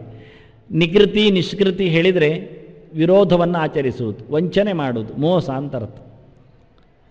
ಎದುರು ಕಾಣುವಂತೆಯೇ ಮೋಸ ಮಾಡುವಂಥದ್ದು, ಆಚೀಚೆ ಮಾಡುವಂಥದ್ದು, ಗೊತ್ತಾಗದಂತೆ ಕಣ್ಣು ಒರೆಸಿಬಿಡುವುದು, ಇದು ನೈಷ್ಕೃತಿಕ ಅಂತ. ಅತ್ಯಂತ ನೀಚ ಕೆಲಸ ಮಾಡ್ತಾನವ, ವಂಚನೆ ಮಾಡ್ತಾನೆ. ನಾವು ಹೇಳುತ್ತೇವೆ ಎದುರೇ ಕೇಳಬಹುದಿತ್ತಲ್ಲ ಹೆಚ್ಚು ಕೊಡಿ ಅಂತ, ಯಾಕಿಷ್ಟು ಮೋಸ ಮಾಡಬೇಕು ಹೇಳ್ತೇವೆ. ಪ್ರತಿಯೊಂದರಲ್ಲಿಯೂ ಲೆಕ್ಕದಲ್ಲಿ ಮೋಸ, ಪಕ್ಕದಲ್ಲಿ ಮೋಸ, ದ್ರವ್ಯದಲ್ಲಿ ಮೋಸ, ಪ್ರತಿಯೊಂದರಲ್ಲಿಯೂ ಮೋಸ. ಬಹಳ ಚೆನ್ನಾಗಿ ನಯವಂಚನೆಯಿಂದ ಜನರನ್ನು ಬಗ್ಗಿಸಿ ಹಿಂಡಿ ಹಾಳು ಮಾಡುವವನು, ಅಂತಹ ಕರ್ತೃ ಅವನು ನಿಜವಾಗಿ ತಾಮಸ ಕರ್ತೃ ಅಂತ. ಇನ್ನೊಂದು ಅಲಸಹ ಅಂತಾನೆ, ಸೋಮಾರಿ, ಮೆಲ್ಲ ಮಾಡುವ ಅಂತ. ಅವನು ನಮಗೆ ಕರ್ತೃ, ತಾಮಸ ಕರ್ತೃ. ಬೆಳಿಗ್ಗೆ ಏಳುವಾಗಲೇ ಎದ್ರೆ ಆಯಿತು, ಮತ್ತು ಚೂರು ತಡವಾಗಿ ಹೇಳುವ, ಮತ್ತು ಒಂಚೂರು ಉದ್ದ ನಿದ್ದೆ ಮಾಡುವ, ಮತ್ತು ಮಿಂದ್ರೆ ಆಯಿತು, ಮತ್ತು ಬಾವಿಗಟ್ಟೆಯಲ್ಲಿ ಕಾಯೋದು. ಅಲ್ಲ, ಈಗ ಬಾವಿಗಟ್ಟೆ ಯಾರು ಹೋಗುವುದೇ ಇಲ್ಲ, ಬಾವಿಗಟ್ಟೆಯೇ ಇಲ್ಲ. ಹಾಗಾಗಿ ಎಲ್ಲಿ ಕಾಯೋದು? ಬಾತ್ರೂಮಲ್ಲಿ ಕಾಯಲಿಕ್ಕೆ ಬರೋದಿಲ್ಲ, ಎಲ್ಲಿಯೋ ಒಟ್ಟು ಸಮಯ ಕಾಯೋದು. ಅಲಸಹ, ಸೋಮಾರಿ, ಬೇಡ ಮಾಡುವ, ಇವತ್ತು ಬೇಡ ನಾಳೆ ಮಾಡುವ, ಎಲ್ಲಿಯಾದರೂ ಒಂದು ದಿವಸ ಮಾಡುವ, ವರ್ಷಕ್ಕೊಮ್ಮೆ ಸಮುದ್ರಕ್ಕೆ ಹೋಗುವ, ಕೆಲವೊಮ್ಮೆ ಕೊನೆಗೆ ಹಗಲಿಗೆ ಹೋಗುವ, ಬೆಳಿಗ್ಗೆ ಬೇಡ, ಮತ್ತು ಸಂಜೆ ಹೋಗುವ, ಮತ್ತು ಸುಮ್ಮನೆ ನೋಡಿ ಬರುವ ಅಷ್ಟು. ಎಲ್ಲಿಯೋ ಸ್ನಾನ ಇತ್ತು, ಯಾವುದೋ ಸಮುದ್ರ. ಕೊನೆಗೆ ನಮ್ಮ ಊರಿನಲ್ಲಿ ಬೇರೆ ಊರಿನವರೆಲ್ಲ ಸಮುದ್ರ ಅಂದರೆ ಸಾಯ್ತಾವೆ. ಸಮುದ್ರ ಹೇಳಿಕೊಂಡು ಬೊಬ್ಬೆ ಹೊಡ್ಕೊಳ್ತಾರೆ. ಅಲ್ಲಿಲ್ಲ ಕಾಣಲಿಕ್ಕೆ. ನಮಗೆ ನಿತ್ಯ ಸಿಗತ್ತೆ ಹೋಗುವುದಾದರೆ. ಸತ್ತವರಿದ್ದರೆ ತರ್ಪಣ ಕೊಡದಿದ್ದರೆ ಪ್ರತಿನಿತ್ಯ ಹೋಗ್ಬೋದು. ಆದರೆ ನಮಗೆ ತಿಂಗಳಲ್ಲಿಯೂ ಅಮಾವಾಸ್ಯೆ ಬಂದಾಗಲೂ ವರ್ಷಕ್ಕೊಮ್ಮೆ ಬಂದಾಗಲೂ ಹೋಗಲಿಕ್ಕೆ ಪುರುಸೊತ್ತಿಲ್ಲ. ಹೋದವರಂತ ಹೋಗಿ ಆಯ್ತಲ್ಲ, ನಾವ್ಯಾಕೆ ಸಾಯುವುದು ಅಂತಾರೆ. ಅಲ್ಲ, ಹೋಗಿ ಸಾಯುವುದರಲ್ಲ ರೀ, ಹಿಂದೆ ಬನ್ನಿ, ಮತ್ತೆ ಹೋಗುವುದಾದ್ರೂ ಹೋಗಿ ಅದು ಕೇಳೋದಿಲ್ಲ. ಅಲಸಹ ಸುಮಾರು ಕರ್ಮ ಮಾಡುವುದರಲ್ಲೇ ತಡ ಮಾಡುವ ಇವ ಸ್ವಲ್ಪ ಒಳ್ಳೆಯವ ಅಂದರೆ ತಾಮಸರಲ್ಲಿ ಒಳ್ಳೆಯವ. ಯಾಕೆಂದರೆ ಮಾಡುವುದು ತಡ ಮಾಡ್ತಾನಲ್ಲ, ಬೇಗ ಫಲವನ್ನು ಪಡೆಯುವುದಿಲ್ಲ ಅಂತ ಇಟ್ಕೊಳ್ತಾರೆ ಅವನನ್ನು. ಸೋಮಾರಿ ಆಗ್ಬೋದು ಮೋಸಗಾರನಿಗಿಂತ ಅಂತ, ಮೋಸಗಾರ ಆಗಬಹುದು ಮನೆಹಾಳನಿಗಿಂತ ಅಂತ, ಮನೆಹಾಳ ಆಗಬಹುದು ಪ್ರಮಾಣ ಒಪ್ಪದವನಿಗಿಂತ ಅಂತ, ಇನ್ನೊಬ್ಬರ ಮಂಡೆ ತೆಗೆಯುವವನಿಗಿಂತ. ಅವನಾದರೂ ಆಗ್ಬೋದು ಆ ಸಂಸ್ಕಾರವೇ ಇಲ್ಲದವನಾಗೋದಿಲ್ಲ. ಅವನಾದರೂ ತೊಂದರೆ ಅಲ್ಲ, ಅತಿ ಅಯೋಗ್ಯ ಇದ್ದಾನೆ ಅವನು ಬಿಟ್ಟೇ ಬಿಡಿ. ಹೀಗೆ ಒಂದಕ್ಕೊಂದು ಕೊಂಡಿ ಇದು ಚೆನ್ನಾಗಿದೆ. ಸರಪಳಿ ಅಂದರೆ ಭಾರಿ ಚೆನ್ನ. ಕೃಷ್ಣ ಹೇಳುದು, ಒಂದು ಬಾಣ ಬಿಟ್ಟರೆ ಅದರ ಬೆನ್ನೆಯಿಂದ ಪುಂಖಾನುಪುಂಖವಾಗಿ ಹೊಡಿತಾ ಹೋಗ್ತಾನೆ. ಅದಿದ್ದ ಇದು ಉಂಟ ಅಯೋಗ್ಯನ? ಚೂರು ಸಂಸ್ಕಾರ ಆಗಲಿಲ್ವಾ? ಯಾರು ಹೇಳಿದ್ದಾದರೂ ಕೇಳೋದಿಲ್ವವ? ಹಾಗಾದರೆ ಇನ್ನೊಬ್ಬರ ಮನೆ ಹಾಳು ಮಾಡಲಿಕ್ಕೆ ನೋಡ್ತಾನ. ಮೋಸದಲ್ಲಿ ಅದು ಸಹ, ಎದುರಲ್ಲಿ ಅಲ್ಲ, ಹೇಳಿಕೊಂಡು ಮಾಡೋದಿದ್ದ ಅದು ಇಲ್ಲ ಅಂತಾನೆ. ಹೀಗೆ ವಿಚಿತ್ರವಾಗಿ ಅವನನ್ನು ದುಡಿಸಿಕೊಳ್ತಾನೆ ಕೃಷ್ಣ. ಕೊನೆಗೆ 3 ಜನರನ್ನು ಪ್ರತ್ಯೇಕ ಮಾಡಿದ. ವಿಷಾದಿ ಇನ್ನೊಬ್ಬ, ಮಾಡಿದ ನಂತರ ತಲೆ ಮೇಲೆ ಕೈ ಹೊತ್ತುಕೊಳ್ಳುವವ, ಮಾಡುವಾಗಲೂ ಅಳುವುದು, ಮಾಡಿದ ನಂತರ ಅಳುವುದು, ಹೇಳಿಯೂ ಅಳುವುದು ಇನ್ನೊಬ್ಬರ ಹತ್ರ. ವಿಷಾದಿ ಯಾವತ್ತು ನೋಡಿದ ಸಂಕಟದವ, ದುಃಖ ಪಡ್ತಾ ಇರುವವ. ಏನು ಕರ್ಮ ಕೇಳ್ತಾನೆ? ದುಃಖದಿಂದ ಮಾಡಬಾರ್ದಯ್ಯ ಯಾವತ್ತೂ ಆಗಿ. ದಾಸರು ಇದರ ಅನುವಾದವಾಗಿ ಹೇಳಿದ್ದದು ಗುಸು ಗುಸು ಬಿಡಬೇಕು ಅಂತ. ನಾವು ಅದನ್ನೇ ಇನ್ನೊಬ್ಬರಿದ್ರೆ ಹೇಳ್ತಾ ಬಂದೆವು. ಎಲ್ಲಿ ಗೊತ್ತಿಲ್ಲ. ಅವರು ಹೇಳಿದ್ದು ನೋಡಿ, ದಾಸರು ಮುಸುರೆ ತೊಳೆಯಬೇಕು, ಗುಸು ಗುಸು ಬಿಡಬೇಕು ಅಂತ. ಯಾರಿಗೆ ಹೇಳಿದ್ದು? ಯಾರಿಗಾದರೂ ಮುಸುರೆ ತೊಳೆಯುವವರಿಗೆ. ಹೀಗೆ ಎಲ್ಲ ಭಜನೆ ತಂಡದವರು ಬಂದು ವೇದಿಕೆಯಲ್ಲಿ ಕೂತುಕೊಂಡು ಮುಸುರೆ ತೊಳೆಯಬೇಕು. ಯಾರಾದ್ರೂ ಹೇಳೋದು? ಗಂಡಂದಿರಿಗ? ಅದರ ಕೆಲಸದವರಿಗ? ಯಾರಿಗೆ ಗೊತ್ತಿಲ್ಲ. ಇವರು ಈ ಜನ್ಮದಲ್ಲಿ ತೊಳೆದಿಲ್ಲ ಆದರೆ ಇನ್ನೇನು ತೊಳ್ಕೊಳ್ತಾರೆ ಇವರು? ಇವರು ಮುಸುಡಿನ ಮುಸುರೆ ಮೊದಲು ತೊಳ್ಕೊಳ್ಳಿ, ಮಸಿ ಬಳದುಕೊಳ್ಳಿ, ಆನಂತರ ಮಾತಾಡಿಕೊಳ್ಳಿ. ಯಾರಿಗೆ ಹೇಳೋದು? ದಾಸರು ಹೇಳಿದ್ದು, ಬೆಟ್ಟು ಮಾಡಿ ಹೇಳಿದ್ದು. ನಿಮ್ಮ ಕರ್ತವ್ಯ. ಒಂದು ಸರ್ತಿ ಇಲ್ಲಿ 16 ಸ್ವಾಮಿಗಳು ವಿಭುತ ಈಶ್ವರು ಇವತ್ತಿನ ವಿಶ್ವಪ್ರಿಯರ ಗುರುಗಳೇ ಬಹಳ ಚೆನ್ನಾಗಿ ಸಭೆಯಲ್ಲಿ ಕೂತಿದ್ರು. ಈ ಸುಮ್ಮನೆ ನಾನೇ ಇದ್ದೆ ಆಗ. ಸಭೆಗೆ ಬಂದರು ಅವರು. ಇವರೆಲ್ಲ ಎಂಥದ್ದು ಬಂದದ್ದು ಕೇಳಿದರು. ಸುಮಾರು ಹೆಂಗಸರೆಲ್ಲ ಇದ್ದರು, ಒಂದೇ ಬಗೆಯ ಸೀರೆ ಎಲ್ಲ ತೊಟ್ಟುಕೊಂಡು. ನಾವೆಲ್ಲ ಭಜನಾ ತಂಡ ಅಂತ ಹೇಳಿದರು ಅವರು. ಎಲ್ಲಿಂದ ಕೇಳಿದ್ರು? ಅವರೆಲ್ಲ ಊರೆಲ್ಲ ಹೇಳಿದರು. ನಿಮ್ಮ ಗಂಡಂದಿರೆಲ್ಲ ಕೇಳಿದ್ರು? ಅವರೆಲ್ಲ ಊರಲ್ಲಿದ್ದಾರೆ. ಹೋಗ್ಯ ಗಂಜಿ ಮಾಡಿ ಹಾಕಿ ಅಂದರು. ಸೀದಾ, ಎರಡನೇ ಮಾತೇ ಇಲ್ಲ, ಸೀದಾ ಹೇಳಿದವರು, ಹೋಗಿ ಗಂಜಿ ಮಾಡಿ ಹಾಕಿ ಅವರಿಗೆ ಅಂದರು. ಅವರಿಗೆ ಅನ್ನ ಹಾಕುವರು ಯಾರು? ಯಾರ ಕೈಯಲ್ಲಿದ್ದಾರೆ ಅವರು? ಹೇಗೆ ಬದುಕಬೇಕು? ಏನು ಕತೆ ಕೇಳುತ್ತಾರೆ? ನಿಮಗೆ ಗಂಡಂದಿರು ಬೇಡ, ಗಂಡಂದಿರಿಗೆ ನೀವು ಬೇಡವೇ? ಕೇಳಿ ಬನ್ನಿ ಭಜನೆ ಮಾಡೋ ಮುಂಚೆ. ಅದ್ಭುತವಾದ ಕೆಲವು ಗೆರೆಗಳು ಅರ್ಥ ಆಗುವುದಿಲ್ಲ. ಅರ್ಥ ಮಾಡಿಕೊಳ್ಳುವಾಗ ನಾವು ಸತ್ತಿರುತ್ತೇವೆ. ಅದಕ್ಕೆ ಅರ್ಥ ಕೊಡುವವರಿಲ್ಲ. ಮತ್ತೆ ಅರ್ಥ ಕೊಡುವವರು ನೋಡಿದರೆ ಅದರಲ್ಲಿ ಅನರ್ಥ ಹುಡುಕ್ತೇವೆ, ಏನು ಕತೆ ಅಂತ. ಇದು ವಿಚಿತ್ರ. ಆಗ ಚೆನ್ನಾಗಿ ಹೇಳ್ತಾನೆ ಅವನು. ವಿಷಾದಿ ಅಂದ, ಅಳುವುದಯ್ಯ, ಗಂಟು ಮೋರೆ ಹಾಕೊಳ್ಳೋದಯ್ಯ, ಏನು ಕರ್ಮಕ್ಕೆ ಮುಸುಡಿ ಹಾಳು ಮಾಡಿಕೊಳ್ಳೋದಂತಾನೆ. ವಿಷಾದ ಬೇಡ ಅಂತಾನೆ. ಅಳುವುದೇತಕ್ಕೆ ಕೇಳುತ್ತಾನೆ. ಮಾಡಿ ಅಳಬೇಡ, ಮಾಡುತ್ತಲ್ಲ ಅಳಬೇಡ, ಮಾಡಿಯೂ ಅಳಬೇಡ, ಮಾಡಲಿಕ್ಕೂ ಅಳಬೇಡ. ಅದಕ್ಕೋಸ್ಕರ ಕಾಸು ಕೇಳಲಿಕ್ಕೋಸ್ಕರ ಪರದಾಡಬೇಡ, ಬೊಬ್ಬಿರೆಯಬೇಡ, ನಡೆಸಿಬಿಡು, ಅಷ್ಟೇ ಸಾಕು ಕೇಳುತ್ತಾನೆ. ಕಂಗೆಡದಿರು, ಅದು ಮುಂದೆ ಕೇಳ್ತಾನೆ. ಧೃತಿಯ ಬಗ್ಗೆ ನಾನು ಹೇಳಿದ್ದೆ, ಧೃತಿ ಉತ್ಸಾಹ ಸಮನ್ವಿತ, ಅದು ಸಾತ್ವಿಕನ ಲಕ್ಷಣದಲ್ಲಿ ಅಂತ. ಅದನ್ನು ಮುಂದೆ ಕೆಳ್ಕೊಳ್ತಾನೆ ಕೃಷ್ಣ. ತುಂಬ ಇಷ್ಟ ಆಗುತ್ತೆ ಅದು ಧೃತಿಯ ಬಗ್ಗೆ ಮಾತಾಡುವಾಗ. ಅವನು ಅದರ ಬಗ್ಗೆ 3 ಪ್ರಕಾರ ಇದೆ ಎಂದು ಶುರು ಮಾಡ್ತಾನೆ. ಹಾಗೆ ಇಲ್ಲಿ ವಾಸ್ತವವಾಗಿ ವಿಷಾದಿ ಎನ್ನುವುದರ ವಿರುದ್ಧ ಧರ್ಮ ಧೃತಿ. ಹೆದರುವುದು ಯಾಕೆ? ಶಾಸ್ತ್ರ ಹೇಳಿದ ಮಾಡು, ಉಪವಾಸ ಹೇಳಿದ ಮಾಡಯ್ಯ. ಅಲ್ಲ, ಅವರು ಉಪವಾಸ ಎಂತ ಹೇಳಿದ್ದಾರೆ? ಎಷ್ಟು ವರ್ಷದವರು ಹೇಳಿದ್ದಾರೆ? ಎಲ್ಲಿದ್ದಾಗ ಹೇಳಿದ್ದಾರೆ?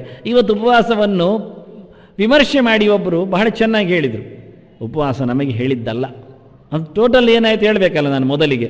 ಅವರು ಕೊನೆಗೆ ಹೇಳಿಕೊಂಡದ್ದು ಉಪವಾಸ ನಮಗೆ ಹೇಳಿದ್ದಲ್ಲ. ಮತ್ತೆ ಅದು ಋಷಿ ಮುನಿಗಳಿಗೆ ಕಾಡಲ್ಲೆಲ್ಲ ಇದ್ದಾಗ, ಸ್ವಚ್ಛವಾದ ನದಿ ನೀರು ಹರಿಯುತ್ತಿರುವಾಗ, ಹಣ್ಣು ಹಂಪಲುಗಳು ಟ್ಯಾಕ್ಸ್ ಇಲ್ಲದೆ, ದುಡ್ಡು ಇಲ್ಲದೆ ಬೇಕಾದಷ್ಟು ಸಿಕ್ಕುತ್ತಿರುವಾಗ, ಕಾಲಕ್ಕನುಗುಣವಾಗಿ ಋತುಮಾನಕ್ಕನುಗುಣವಾಗಿ ಹೆಡಿಗೆಗಟ್ಟಲೆ ಸಿಕ್ಕಿರುವಾಗ, ಅಲ್ಲೇ ಶುದ್ಧವಾಗಿರತಕ್ಕಂಥ ಹುಲ್ಲನ್ನು, ತಾಚಾ ಹುಲ್ಲನ್ನು ಮೇಯ್ದು ಬೇಕಾದಷ್ಟು ಹಾಲನ್ನು ದನಗಳು ಕೊಟ್ಟಿರುವಾಗ ಅದು ತಿಂದು ಕುಡಿದು ಬದುಕಿದ ಋಷಿಮುನಿಗಳಿಗೆ ಹೇಳಿದ್ದು ಹೊರತು ಇವತ್ತು ನಮಗೆಲ್ಲ ಹೇಳಿದ್ದಲ್ಲ ರೀ. ಹೇಳಿಬಿಟ್ಟ ಇದ್ದವರು ಆರಾಮ. ಮತ್ತು ನಿಮ್ಗೆ ಎಂತ ತಿನ್ಲಿಕ್ಕೆ ಹೇಳಿದ್ದಾನೆ ಕೇಳಿದೆ. ನಮ್ಮದೆಲ್ಲ ಮಾಮೂಲಿ ಹೋಟೆಲ್ ಊಟ, ಗಡದಲ್ಲಿ 4 ಹೊತ್ತು ಮುಗಿಯಿತು ಅಂದ. ಎಷ್ಟು ಚೆನ್ನಾಗಿರುತ್ತೆ. ವಿಮರ್ಶೆ ಮಾಡಿದವರು ಇಂಥವರದ್ದು ಹೆಸರು ಕೇಳಬೇಕು, ಅದರೊಟ್ಟಿಗೆ ಮಾತಾಡಲಿಕ್ಕೆ ನಿಲ್ಲಬೇಕು. ಆಗ ನಮಗೂ ಇದ್ದ ತಲೆಯಲ್ಲಿನ ಧೃತಿಯು ಹೋಗುತ್ತೆ. ವಿಷಾದಿ ಅಲ್ಲಿಗೆ ಮುಸುಡು ಸಣ್ಣಗಾಗುತ್ತೆ. ಹೌದಲ್ಲ ಪಾಪ, ಏನು ಕರ್ಮಕ್ಕೆ. ಅವ್ರು ಮತ್ತೆ ವೇದ ಮಂತ್ರಗಳನ್ನೆಲ್ಲ ಕೋಟ್ ಮಾಡ್ತಾರೆ. ಶರೀರ ಮಾಧ್ಯಮ ಕಲು ಧರ್ಮ ಸಾಧನ ಆಯುರ್ವೇದ ಒಂದು ಶಾಸ್ತ್ರವೇ ಅಲ್ಲ ರೀ, ಸತ್ಯ ಹೇಳುತ್ತೆ. ಅವ್ರು ಎಲ್ಲಿಯೋ ಕದ್ದು ಚೂರು ಬರೆದದ್ದು ಸತ್ಯ ಹೇಳೋದಾದ್ರು. ಏನು ಗೊತ್ತುಂಟು ಅವರಿಗೆ? ಎರಡೇ ಅವರು ಗಟ್ಟಿ ಇಟ್ಟುಕೊಂಡಿದ್ದಾರೆ. ನಾನು ಸತ್ಯ ಹೇಳೋದಾದರೆ ಒಂದು ಯುಕ್ತಿ ವ್ಯಪಾಶ್ರಯ, ಮತ್ತೊಂದು ದೈವ ವ್ಯಪಾಶ್ರಯ ಅಂತ. ಯುಕ್ತಿ ವ್ಯಪಾಶ್ರಯ ಅಂದರೆ ಇವತ್ತು ಏನೆಲ್ಲ ಮಾಡಲಿಕ್ಕಾಗಿದೆ ಅದನ್ನೆಲ್ಲ ಉಪಯೋಗಿಸಿಕೊಳ್ಳೋದು. ಎಂಥದ್ದು ಬೇಕಾದರೂ ಮಾಡಿ, ತಲೆ ಕೆಳಗೆ ಕಾಲ ಮೇಲೆ ಬೇಕೆ ನೇತಾಡಿಸಿ ರೋಗ ಹೋಗೋದಾದರೆ, ಅಥವಾ ಯಾವ ಪ್ರಾಣಿದ್ದು ಮಲ ಮೂತ್ರ ಎಂತ ಉಪಯೋಗಿಸಿಕೊಳ್ಳಿ ನೀವು. ಆಯುರ್ವೇದದಲ್ಲಿ ಎಲ್ಲ ಬರ್ತದೆ. ದನ ಒಂದೇ ಮೂತ್ರ ಅಲ್ಲ, ಇವರು ಬೊಬ್ಬೆ ಹೊಡಿದು ಗೋಮೂತ್ರ ಅಲ್ಲ, ಗೋಮೂತ್ರ ಏನು ಕುದುರೆ ಮೂತ್ರ, ಕತ್ತೆ ಮೂತ್ರ ಎಲ್ಲಕ್ಕೂ ಔಷಧ ಉಂಟಲ್ಲಿ. ಅದು ಗಟ್ಟಿಯಾರು ಹೇಳೋದಿಲ್ಲ. ಎಲ್ಲ ಪ್ರಾಣಿಗಳ ಮೂತ್ರಕ್ಕೂ ಆಯುರ್ವೇದದಲ್ಲಿ ಅವಕಾಶ ಉಂಟು. ಮಲಕ್ಕೆ, ಮೂತ್ರಕ್ಕೆ, ಎಲ್ಲಕ್ಕೂ. ಲೋಬಾನ ಹಾಗೂ ಆನೆದ್ದಲ್ವ ಲದ್ದಿಯಲ್ಲಿ ಮಾಡೋದು, ದನದ್ದ, ಮಗುವಿಗೆಲ್ಲ. ಹಾಗೆ ಎಲ್ಲದರಲ್ಲಿ ಉಂಟದ್ರ ಪ್ರಯೋಗ, ಎಲ್ಲವನ್ನು ಕೊಡ್ತಾರೆ ಅವರು. ದ್ರವ್ಯ ಸಿದ್ಧಾಂತದಲ್ಲಿ ಜಗತ್ತಿನಲ್ಲಿರುವ ಯಾವ ಮೂಲೆಯಲ್ಲಿ ಬಂದ ಎಲ್ಲದಕ್ಕೂ, ಪ್ರಾಣಿಜನ್ಯಕ್ಕೂ ಸಸ್ಯಜನ್ಯಕ್ಕೂ ಅವರಲ್ಲಿ ಮದ್ದಿದೆ, ಮದ್ದಿನ ವ್ಯವಸ್ಥೆ ಇದೆ. ಉಪಯೋಗಿಸಿಕೊಳ್ಳೋ ಕ್ರಮ ಇದೆ, ಪದ್ಧತಿ ಇದೆ. ಕಳ್ಕೊಳ್ಳಿದ್ದೇವೆ ಕೆಲವೊಂದು ವಿಷಯ. ಇಷ್ಟರಲ್ಲಿಯೂ ಆಗುವುದಿಲ್ಲ ಆದರೆ ನೆಕ್ಸ್ಟ್ ಅವರದ್ದು ಸ್ಟೆಪ್ ದೈವ ವ್ಯಪಾಶ್ರಯ, ದೇವರ ಹತ್ರ ಕೇಳೋಣ. ಆದ್ದರಿಂದ ಇಷ್ಟ ಆಗುವುದಿಲ್ಲ ಎನ್ನುವುದನ್ನು ದೇವರ ಹತ್ರ ಕೇಳು ಅಂತ ಹೇಳುವಾಗ ದೇವರಲ್ಲಿ ಆಗುವುದಿಲ್ಲ ಎನ್ನುವುದನ್ನು ಹೇಗೆ ತೀರ್ಮಾನ ಮಾಡ್ತಾರೆ? ಅದು ಮಾಡಲಿಕ್ಕೆ ಬರುವುದಿಲ್ಲ. ಅಲ್ಲಿ ಬಿದ್ದರೆ ದೈವ ವ್ಯಪಾಶ್ರಯ ಬಂತ, ಅದು ಶಾಸ್ತ್ರಕ್ಕೆ ಬಂತು. ಅಂದರೆ ಆಯುರ್ವೇದಕಾರರು ಇಡುಗಂಟು ಎತ್ತಿಟ್ಟು ಆಚೆ ಇಡ್ತಾರೆ ಕೊನೆಗೆ, ನಮ್ಮಲ್ಲಿ ಇಲ್ಲ ಅಂತ. ಹಾಗಾದರೆ ದೇವರಲ್ಲಿ ಇದೆ ಅಂತ ಶಾಸ್ತ್ರ ಮತ್ತಿದೆ. ಆದರೆ ಆಯುರ್ವೇದ ನಂತರ ಶಾಸ್ತ್ರ ಇದೆ. ಅವರು ಮೆಲ್ಲಕ್ಕೆ ಊಟ ಮಾಡಿ ಹೇಳ್ತಾರೆ. ಕೃಷ್ಣ ಹೇಳ್ತಾನೆ, ಕೃಷ್ಣ ಕೃಷ್ಣ ಹೇಳಿ ಊಟ ಮಾಡು, ಮೆಲ್ಲಕ್ಕೆಲ್ಲ ಬೇಡ, ಒಟ್ಟು ಕಲಸಿ ತಿನ್ನೋದು. ಅವರು ಉಪ್ಪಿನಕಾಯಿ ಪಾಯಸೊಟ್ಟಿ ಕಲಸಿ ತಿನ್ನಲಿಕ್ಕೆ ಹೇಳಿ ನೋಡುವ, ರಸ ಸಿದ್ಧಾಂತ ಭಂಗ ಆಗ್ತದೆ ಅಂತಾರೆ ಅವರು. ಸಾಧ್ಯವೇ ಇಲ್ಲ ಹೇಳ್ತಾರೆ ಅವರು, ಸಾಧ್ಯವೇ ಇಲ್ಲ ಅಂತಾರೆ.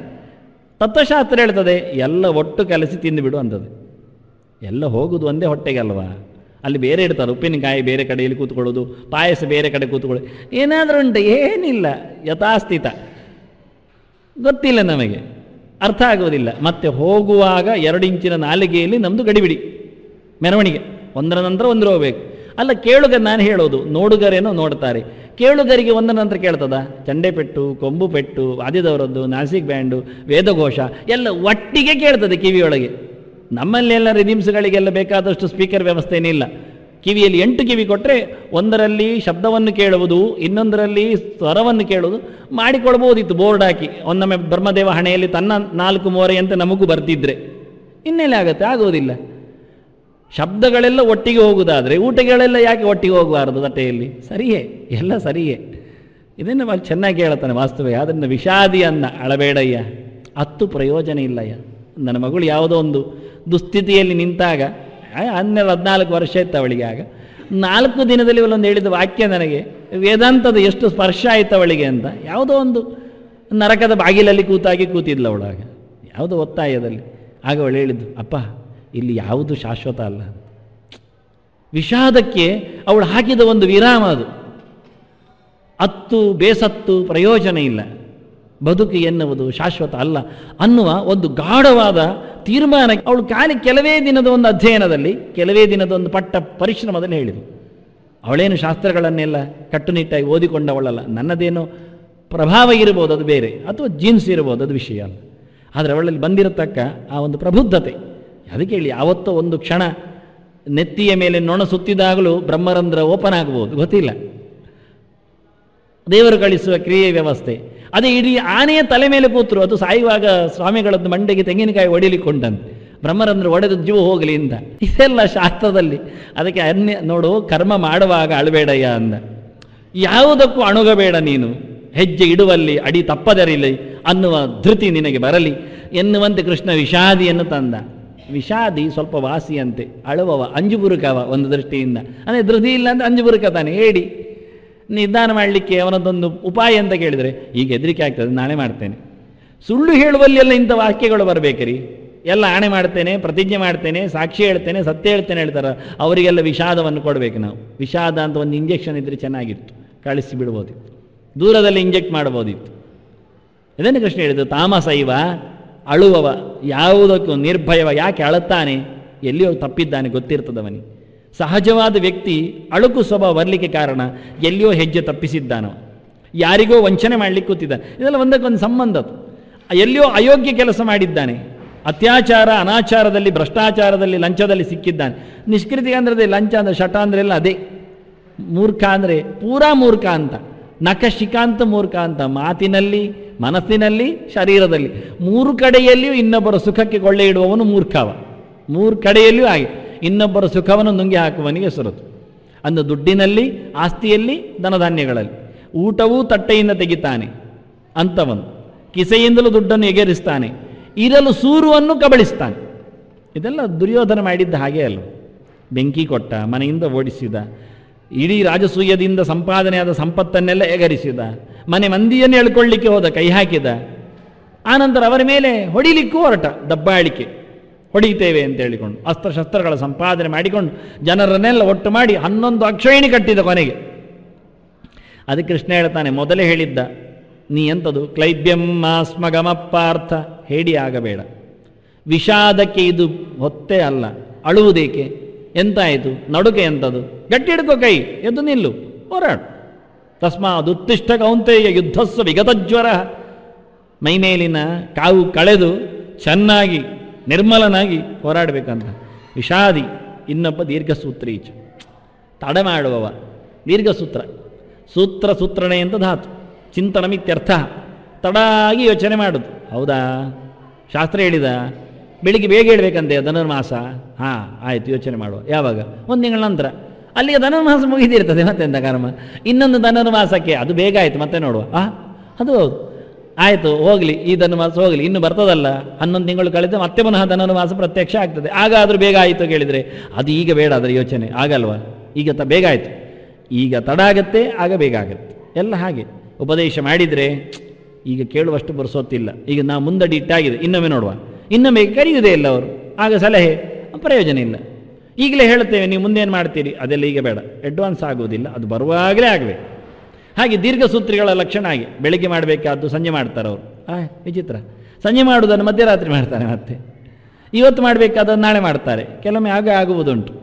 ಹೀಗೆ ಏನು ಬೇಕಾದರೂ ಹಾಗೆ ಹೆಚ್ಚು ಕಡಿಮೆ ಮಾಡಿಕೊಂಡು ತಡ ಮಾಡಿಸಿಕೊಂಡು ತಮ್ಮ ಕೆಲಸವನ್ನು ಮುಂದಡಿಟ್ಟುಕೊಂಡು ನಡೆಸಿಕೊಡುವವರು ಒಬ್ಬರು ತಾಮಸರಿದ್ದಾರೆ. ಇವರು ವಾಸಿ ಅಂತೆ. ಯಾಕೆ? ತಡ ಮಾಡುವುದರಿಂದ ಫಲ ಸ್ವಲ್ಪ ತಡ ಬರುತ್ತದೆ, ಜನರಿಗೆ ಆಗುವ ನಷ್ಟ ಸ್ವಲ್ಪ ತಡ ಆಗುತ್ತೆ. ಇದು ವಾಸಿಯೋ ಕೇಳಿದರೆ ಅದಕ್ಕೆ ಆಚಾರ್ಯ ಮಧ್ವರಾರ್ಥ ಇದಕ್ಕೊಂದು ಬೇರೆ ಇದೆ, ಗಮ್ಮತ್ತಿದೆ. ಅವರದನ್ನು ಹೇಳಿದ್ರು. ಸೂತ್ರ ಅಂದರೆ ಸೂಚನಾ, ಸೂತ್ರ ಉಚ್ಯತೆ ಅಂತ, ಸೂಚಿಸುವುದು ಅಂತ ಅರ್ಥ. ದೀರ್ಘಸೂತ್ರಿ ಅಂದರೆ ಬಹುಕಾಲದವರೆಗೆ ಮತ್ತೊಬ್ಬರನ್ನು ಬೆರಳು ಮಾಡುವವ ಅಂತ. ತಿಷ್ಟನ್ ಮೂತ್ರಸೆ ದಾವನ್ ಮೂತ್ರಿ ಸಾಕ್ಷಿಯಿಂದಾಗಿ. ನೀನು ನಿಂತುಕೊಂಡು ಉಚ್ಚೊಯ್ಯುವುದು ಸರಿ ಇಲ್ಲಯ್ಯ ಹೇಳಿದರೆ ಅಲ್ಲಿ ನೋಡಿ ಎಂತ ಅವರು ಓಡಿಕೊಂಡು ಉಚ್ಚೊಯ್ತಾ ಇದ್ದಾರೆ. ಅಯ್ಯ ಅವರ ಪಾಡ ಬಿಡುವ ಮಾರ್ಯಾರ, ಅವರು ಓಡಿಕೊಂಡು ಹೋಗ್ತಾರೆ, ಅವರಿಗೆ ಮಹಾರೋಗ ಉಂಟಿಟ್ಕೊಳ್ಳುವ. ನಿಮ್ಗೇನು ಕೂತ್ಕೊಂಡು ಉಚ್ಚೊಯ್ಯಲಿಕ್ಕೆ ಆಗೋದಿಲ್ಲ, ನಿಂತು ಯಾಕೆ ಗೋಡೆ ಎಲ್ಲ ಹಾಳು ಮಾಡ್ತೀರೆಲ್ಲ ಕೇಳಿದರೆ ಅದಕ್ಕೆ ಉತ್ತರ ಇಲ್ಲ. ಆದರೆ ಇನ್ನೊಬ್ಬರನ್ನು ಬೆಟ್ಟು ಮಾಡಿ ತೋರಿಸಿಕೊಂಡು ತಮ್ಮ ಚಡ್ಡಿ ಒರೆಸಿಕೊಂಡು ಹೋಗುವ ಜಾತಿಗಳು ಅಂತಾರೆ. ಚೆನ್ನಾಗಿದೆ ಒಂದೊಂದು ಅರ್ಥಗಳು. ಅದಕ್ಕೆ ವ್ಯವಸ್ಥಿತವಾದಂಥ ಯೋಗವಾಹಗಳನ್ನು ಕೊಟ್ಟು ದೀರ್ಘಕಾಲದವರೆಗೂ ಇನ್ನೊಬ್ಬರ ಕಲೆಯನ್ನು ಒರೆಸಿಕೊಳ್ಳುತ್ತಾ ಮುಟ್ಟಿಕೊಳ್ಳುತ್ತಾ ಖುಷಿ ಪಡ್ತಾ ಇರುವ ಜನ ತಾಮಸರು ಅಂತಾರೆ. ಇವರ ಕರ್ಮ ಹಾಳು, ಆದರೆ ಇನ್ನೊಬ್ಬರನ್ನು ಗೋಳೊಯ್ತಾರೆ ಇವರು. ಯಾವತ್ತೋ ಆಗಿರಬಹುದು ಪ್ರಮಾದ ಹೆಚ್ಚು ಕಡಿಮೆ, ಅದನ್ನು ಯಾವ ಕಾಲದವರೆಗೆ ಹೇಳಿಕೊಳ್ತಾ ಇರ್ತಾರೆ, ಬಾಯಲ್ಲಿ ತಂದುಕೊಳ್ತಾರೆ ಅಂತ ಹೇಳುವುದು. ಅವನೇನೋ ಹಾಳು ಮಾಡಿದ, ಹೇಳು ಮಾಡಿದ, ನೀನು ಯಾಕೆ ನೆಕ್ಕುವುದು ಅಂತ. ಹಾಗೆ ಬಾಯಿಯ ಮೂಲಕ ಆ ಹಾಳನ್ನು ಒಪ್ಪಿಕೊಂಡು ಅನ್ಯಾಯದ ಪಾತ್ರಕ್ಕೆ ಇವನು ಸೇರಿಕೊಳ್ಳುವುದು. ಇದೆಲ್ಲ ತಾಮಸರ ಲಕ್ಷಣ ಅಂತ. ನಿಲ್ಲಿಸುವುದಿಲ್ಲ ಕೃಷ್ಣ. ಯಾಕೆ ನಿಲ್ಲಿಸಬಾರ್ದು ಅಂದರೆ, ಚಾ ಉಂಟು ಅಂತಾನೆ, ಇನ್ನು ಉಂಟಯ್ಯ, ಶ್ಲೋಕ ಜಾಗ ಇಲ್ಲ ಅಂತಾನೆ. ಹೆಚ್ಚು ಹೇಳಲಿಕ್ಕೆ 701ರಲ್ಲಿ ಮುಗಿಬೇಕು, ಹಾಗಾಗುವುದಿಲ್ಲ. ಬಿಟ್ಟುಕೊಡಲಿಕ್ಕೆ ಇಷ್ಟ ಆಗುವುದಿಲ್ಲ. ಮತ್ತೆ ಚಾತ್ ಅನೇಕೇ ಲಕ್ಷಣಾನಿ ಅನೂಕ್ತಾನಿ ಸ್ವೀಕರ್ಯಾಣಿ ಅಂತಾನೆ. ಚಕಾರದಿಂದ ಹೇಳದೆ ಉಳಿದದ್ದನ್ನು ಸೇರಿಸಿಕೊಂಡು ಓದತಕ್ಕದ್ದು. ಅದೇ ಗೊತ್ತಾಗತ್ತೆ ಕೇಳಿದರೆ, ಅಯ್ಯ ನಿಮ್ಮ ಸುತ್ತಮುತ್ತಲೇ ಇರ್ತಾರೆ, ಹೆಕ್ಕಿ ಹಾಕಿ ಅಂತಾನೆ ಕೃಷ್ಣ. ಚೆನ್ನಾಗಿದೆ ಅದು. ಅದೇ ಕಷ್ಟ ಇಲ್ಲಯ್ಯ, ಇದು ಅಲ್ಲದ್ದು ಕೆಲವರು ನಿಮಗೆ ಕಂಡ ತಕ್ಷಣ ಇದಕ್ಕೊಂದು ಸೇರಿಸಿಬಿಡಿ. ತಾಮಸರು ಇನ್ನೊಬ್ಬರು ಇದ್ದಾರೆ ಅಂತ ಕಂಡ್ರೆ ಗೊತ್ತಾದರೆ, ಕೃಷ್ಣ ಹೇಳಿದ್ದಾನೆ, ಹೇಳದೆ ಉಳಿಸಿದ್ದಾನೆ, ಅವನಿಗೆ ಗೊತ್ತಿರಲಿಲ್ಲ, ಕೃಷ್ಣನ ಸಾಮ್ರಾಜ್ಯದಲ್ಲಿ ಇಲ್ಲಿರಲ್ಲ ಹೇಳಬೇಡಿ, ಕೃಷ್ಣನಿಗೂ ಗೊತ್ತಿತ್ತು. ಅದರಲ್ಲಿ ಕೆಲವು ಜನರನ್ನು ಬೆರಳೆಣಿಕೆ ಮಂದಿಯನ್ನು ಎತ್ತರಕ್ಕೆ ತೋರಿಸಿಕೊಟ್ಟ, ಉಳಿದವರನ್ನು ಅವರ ಶಿಷ್ಯರನ್ನಾಗಿ ಗುರುತಿಸಿಬಿಟ್ಟ ಅಷ್ಟೇ. ನಮಗೇನು ಗುರುಗಳನ್ನು ಹೇಳಿದಂಥ ಮತ್ತೆ ಶಿಷ್ಯರು ಬರದೇ ಇರ್ತಾರೆ, ಮರದೇ ಇರಲಿಕ್ಕೆ ಎಲ್ಲಿ ಹೋಗ್ತಾರೆ. ಹಾಗಾಗಿ ಹೇಳಿಸಿಕೊಂಡೆ ಅಂತ ಕೃಷ್ಣ ಹೇಳ್ತಾ ತಾಮಸರನ್ನು ಕಲೆ ಹಾಕಿದ್ದಾನೆ. ಇವರು ಯಾರು ನಾವು ಆಗಬಾರ್ದು ಅಂತ ಅವನ ಇರಾದೆ. ಶ್ರೀಕೃಷ್ಣಾರ್ಪಣಮಸ್ತು. ಇರಾದೆ ಶ್ರೀಕೃಷ್ಣಾರ್ಪಣಮಸ್ತು. ಇರಾದೆ ಶ್ರೀಕೃಷ್ಣಾರ್ಪಣಮಸ್ತು. ಇರಾದೆ ಶ್ರೀಕೃಷ್ಣಾರ್ಪಣಮಸ್ತು. ಇರಾದೆ ಶ್ರೀಕೃಷ್ಣಾರ್ಪಣಮಸ್ತು. ಇರಾದೆ ಶ್ರೀಕೃಷ್ಣಾರ್ಪಣಮಸ್ತು.